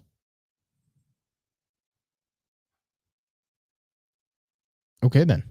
Let's see. So you sent me as well like a post from Kira Won't Miss talking about tipping, but I didn't watch that.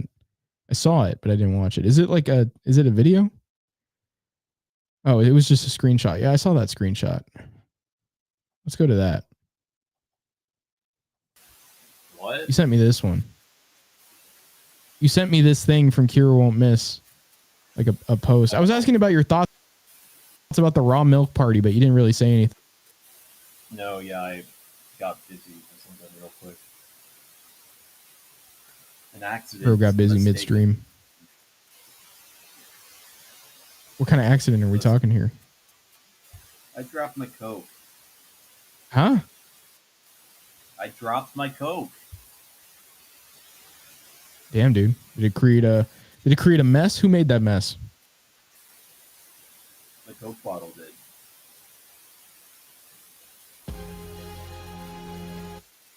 Okay. So let's see here. What you sent me right here from Penny Wiggins. I mean, it was Kira Won't Miss that posted this, but it's some screenshot of a Facebook post from some chick, Penny Wiggins. I don't know. I would take it this is some video where the lines were being filled in during the video to keep people's attention, to like hook them on until the end, to show them like, oh, this is your amount. This is, you move one decimal over, times it by 3 total. You're trying to grab people's attention for a video, a stupid video. But anyway, if you can't tip your server, don't go out to eat. And the claimed money here, the monies are your bill, $107.53. But then you move that over 1, then times it by 3. So this is a 30% tip. This is, by the way, if you didn't, do the quick maths in your head, if you don't have a calc is short for calculator, guys, by the way, if you're just joining the stream. And so you times it by 3. I don't like how people say that, times it by. you multiply it by 3. So you give them a 30% tip. Your final total is 137 or 139.75 from your original 107.53. Do you think that's a fair expectation, Mr. Greg? Or, are you sending me this for some reason because it's, to you, a lot of money to tip? What's up? It's still cleaning his coat. You clean your cock? Bro, tipping is so gay. Hatred.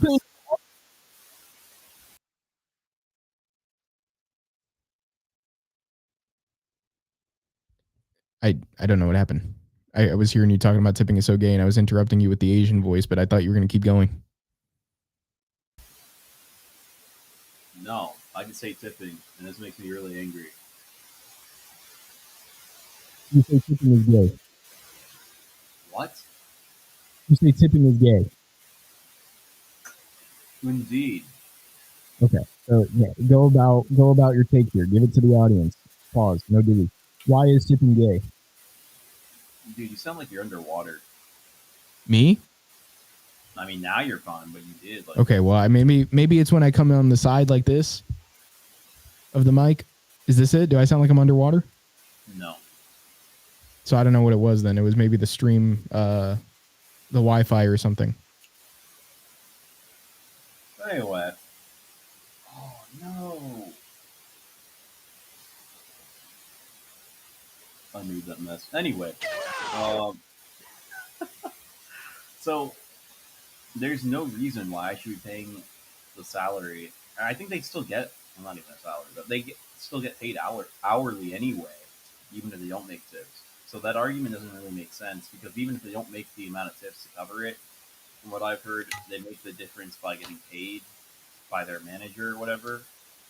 That's minimum wage laws. So, yeah. So, I mean, what happens there is that, they make a standard actual wage usually of like, let's say $2 or $3.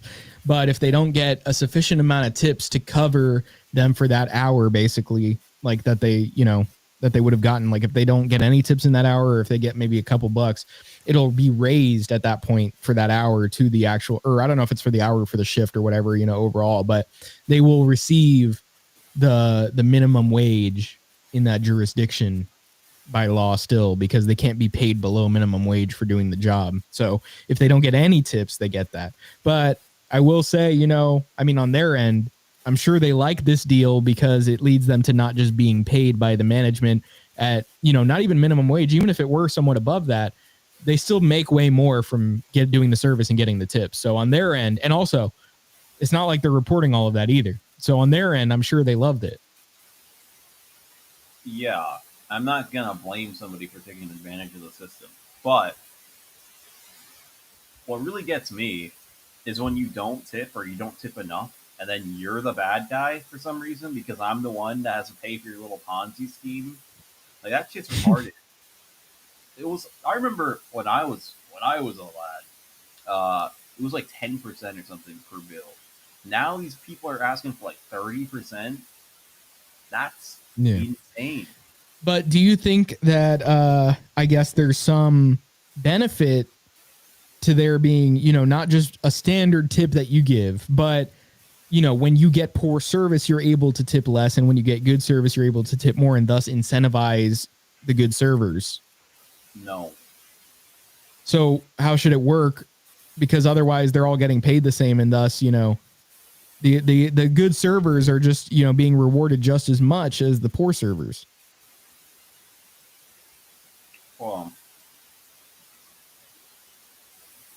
Okay.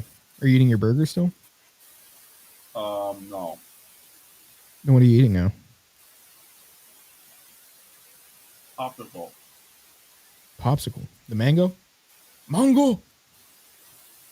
No, lime. Anyway. This has only been an issue. Like, that argument doesn't make sense because it's only been an issue that could be used in like the past, 80 years. Before that, it was like not an issue because tipping wasn't a thing. Tipping comes from like the Great Depression. Before that, it wasn't a thing. And even in other countries, you don't tip for the most part. Now, in Europe, they kind of do it now, but before they weren't doing that, I'm pretty sure. And then in Japan, they don't tip at all. Like, it's insulting. You fix it by not hiring lazy pieces of shit that actually do the job. If you Yeah, can't but do they're the not job going to do well, that. then you get fired. That's how it should work. They're not going to do that, though. I mean, I guess if we're talking about optimal solution, then yeah, you would just hire the people that are good already and pay them a good price, a good wage, and even maybe give them like, I don't know how you would incentivize like even better performance at that point. I guess other than just filtering for the good people, but I mean, it would be good. Maybe not depending on the customer, but maybe the restaurant can somehow identify good service and thus give them some sort of incentive based on that. I don't know. Maybe. I mean, you know, obviously if you sell more to people as far as food goes, clearly you're good at, you know, giving them the food. I don't know if it should be based on that or what. I don't think it should be based on anything. Fuck them. I mean, but clearly there should be like, you know, there are really good servers. And even if you hire good servers in general, there's still going to be some outstanding ones. You know, how do you reward this like good service? You keep your job. Yeah, I don't know, man. I mean, if you're like an excellent, if you're outstanding, there must be some like way of recognizing that. You know what I mean? Yeah. By you having somewhere to go to get money every now and then. Compared to the ones that don't do as good as you, there's no rewarding of like excellence there or skill. Yeah. Well, then the manager should be doing that anyway. How am I? No, but I'm saying, what should they do at that point? What should the manager do? I mean, are they just going to see that they do good and then say, I'm going to give you like this bonus?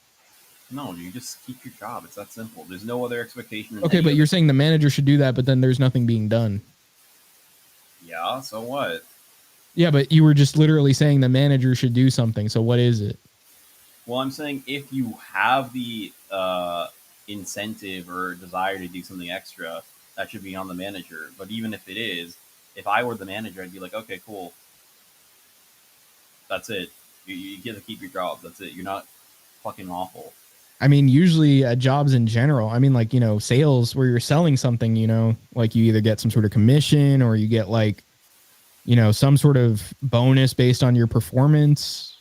You know, we're talking about jobs. This is basically selling to people. No, it's not. It's really not. I mean, you're trying to get them more food that from the restaurant. You're trying to sell the restaurant's food to them. They're trying to, they oftentimes are told, you know, we want them to get the specials. We want them to get this or that, you know. We want people to order more of this. That's like literally never happened in my experience. I mean, it depends on the kind of restaurant you're talking.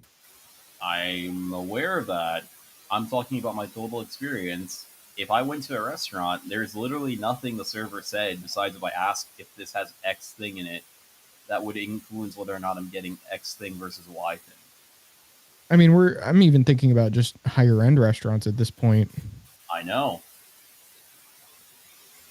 Yeah. I mean, that's had no impact on me, the server. They're like not there basically. Okay. So I guess I don't know, you know, you're just saying do away with tips and just pay them. That's it. Yeah, dude. Nothing else. Have to, and it's fine. They don't bitch about it. It's a cultural thing. Don't be a cunt, and then you can do your job properly. So right now, the incentive to being a server is that tipping, right? You know what I'm saying here, where you get a lot of money, you don't have to write up to the IRS. I mean, clearly they're just doing that. I'm not saying I would, you know, I'm not a delinquent, but my point would be is that oftentimes those sorts of people go into that job and they, you know, when they do better, they get more tips and thus they're incentivized to do better. I mean, not everybody does that. Some people are just lazy pieces of shit, but I'm just saying, like, couldn't we get better service, not just by tipping, but I'm just saying, you know, wouldn't it make sense to have some level of incentive, even if it's not coming from the customers, just for a person to do better? Well, that's just kind of ignoring, like, I guess, incentives and behavior, because obviously somebody's going to do an even better job when they're incentivized to. No, they don't. It doesn't really make a difference if even in a restaurant atmosphere. Like it might. I don't know. I've had some way better servers, and you know, like obviously they want a good tip, but they're not like, you know, they're not bad because of it. They're actually better because of it. But then if you have somebody that just sucks, obviously they're just not looking for a good tip, or maybe, you know, they're just not very cognizant of how it works. I think you put too much emphasis on the the supposed way tipping works to enhance service. I mean, I've tipped based on service. You know, if I have really good service, I'll tip Like, well. You know, I could have the best server in the world. I'm not paying more than the standard. that's I don't know, man. That's doesn't make much sense because you know somebody's giving you excellent service. You know, obviously you. They're supposed to give me excellent service regardless. Like I don't go. I mean, to a but there's restaurant just above and beyond compared to the good service. You know what I mean? Okay, so if I go to a restaurant, am I supposed to be expecting shitty service? Well, no, but you can have decent service, you can have good service, you can have excellent service. Yeah, they're supposed to be doing that anyway. They will literally get reprimanded if they don't do it properly. So that's the way they have the incentive. I mean, that's just a sanction, I guess, like a punishment right there. Stop fucking running from me. Like, there's no reason why I should have to suffer to make them do what they're supposed to be doing already. I mean, but you just don't give them the tip if they're not doing good. I don't even do that. I'll give them the tip regardless. Pause. But why would you give them the tip if they're not doing good? If it's depends on where it is. If it's like I'm done and they give me the bill, then I could do it. But then it's kind of like a social pressure type thing. I mean, which look, I'm debatably even get away with. Hold on, let me finish. But if it's something like in the beginning, like they do on the screens now, I mean, then the incentive is okay. Well, what kind of people are back there cooking my food, and can they see or can they not see whether or not I tipped or not? And do I trust them not to fuck with my food? yeah, I don't like the pre-tipping. I hate the pre-tipping. Yeah, exactly. I mean, if anything, it incentivizes people to be assholes, and I've seen it happen. That is true, that part. Yeah, and you're right. I mean, like it definitely when it's like on the fucking tablet and it's like before you fucking, you know, get your food, it's definitely worse there. And also, I mean, you know, they're doing it more and more at places that you didn't even used to tip, so I can understand that too. It's like now it's not even restaurants, sit down like restaurants. Now it's like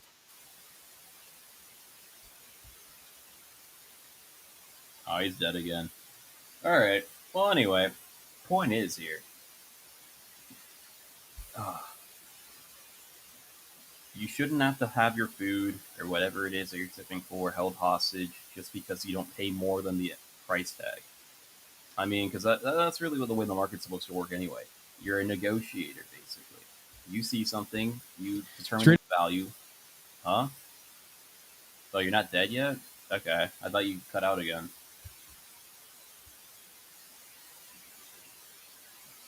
Hello?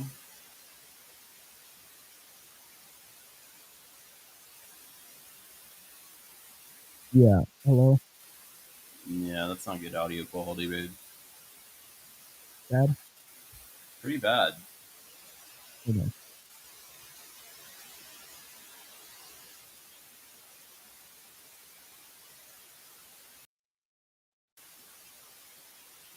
I mean, has it changed at all? I suspect not. Maybe.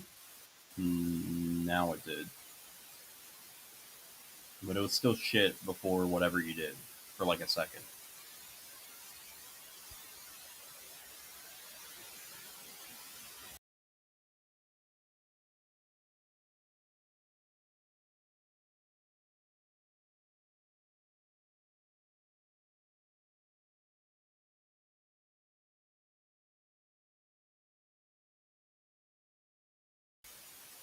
Hello?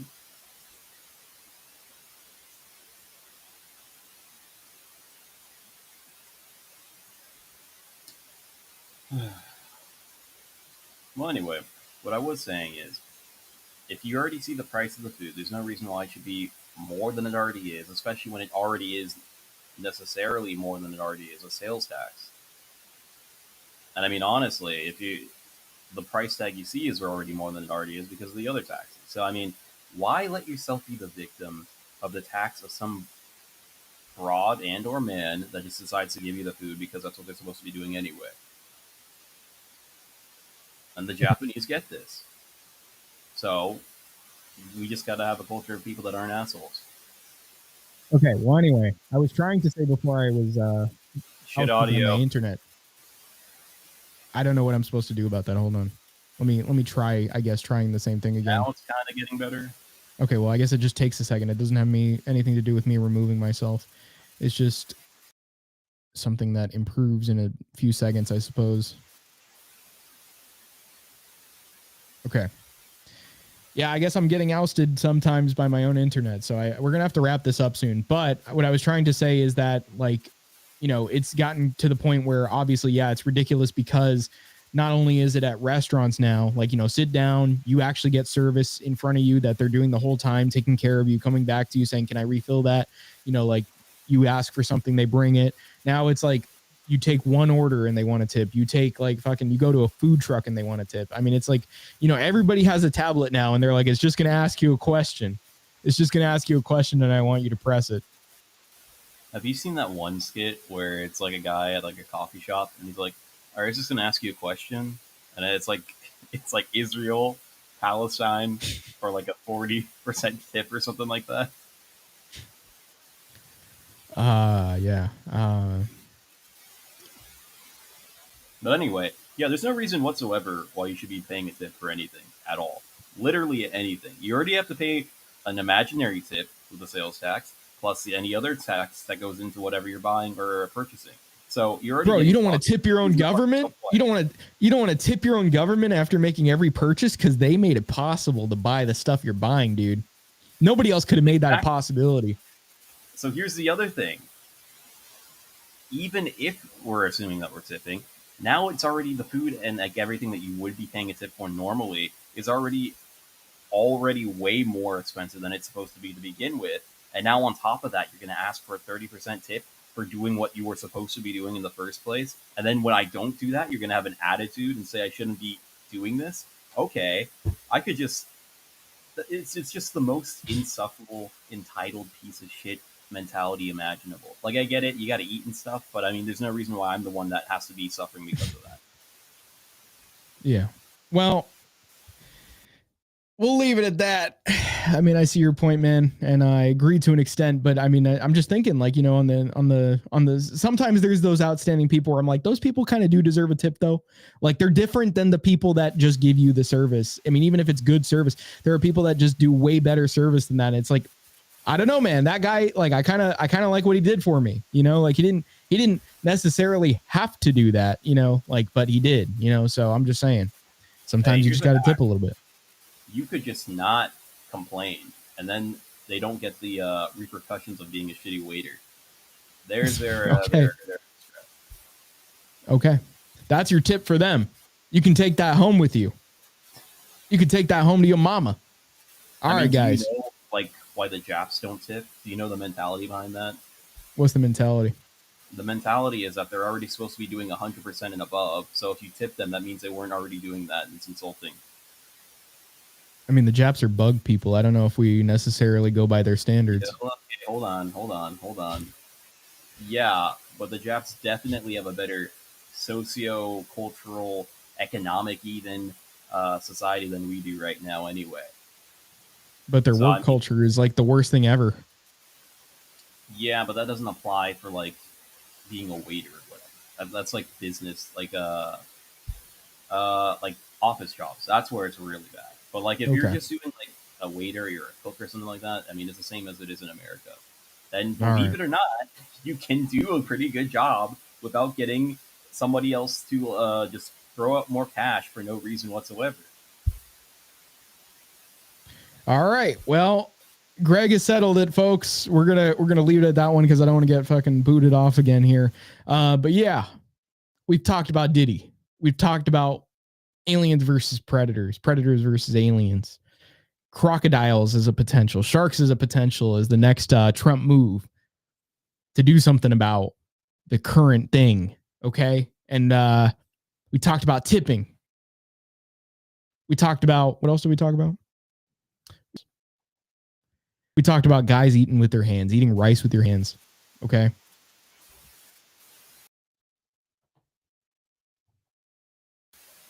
Rice. Yeah, rice. Anyway, Mr. Greg, you got anything else for tonight? Normalize not tipping. On the podcast. The podcast ever.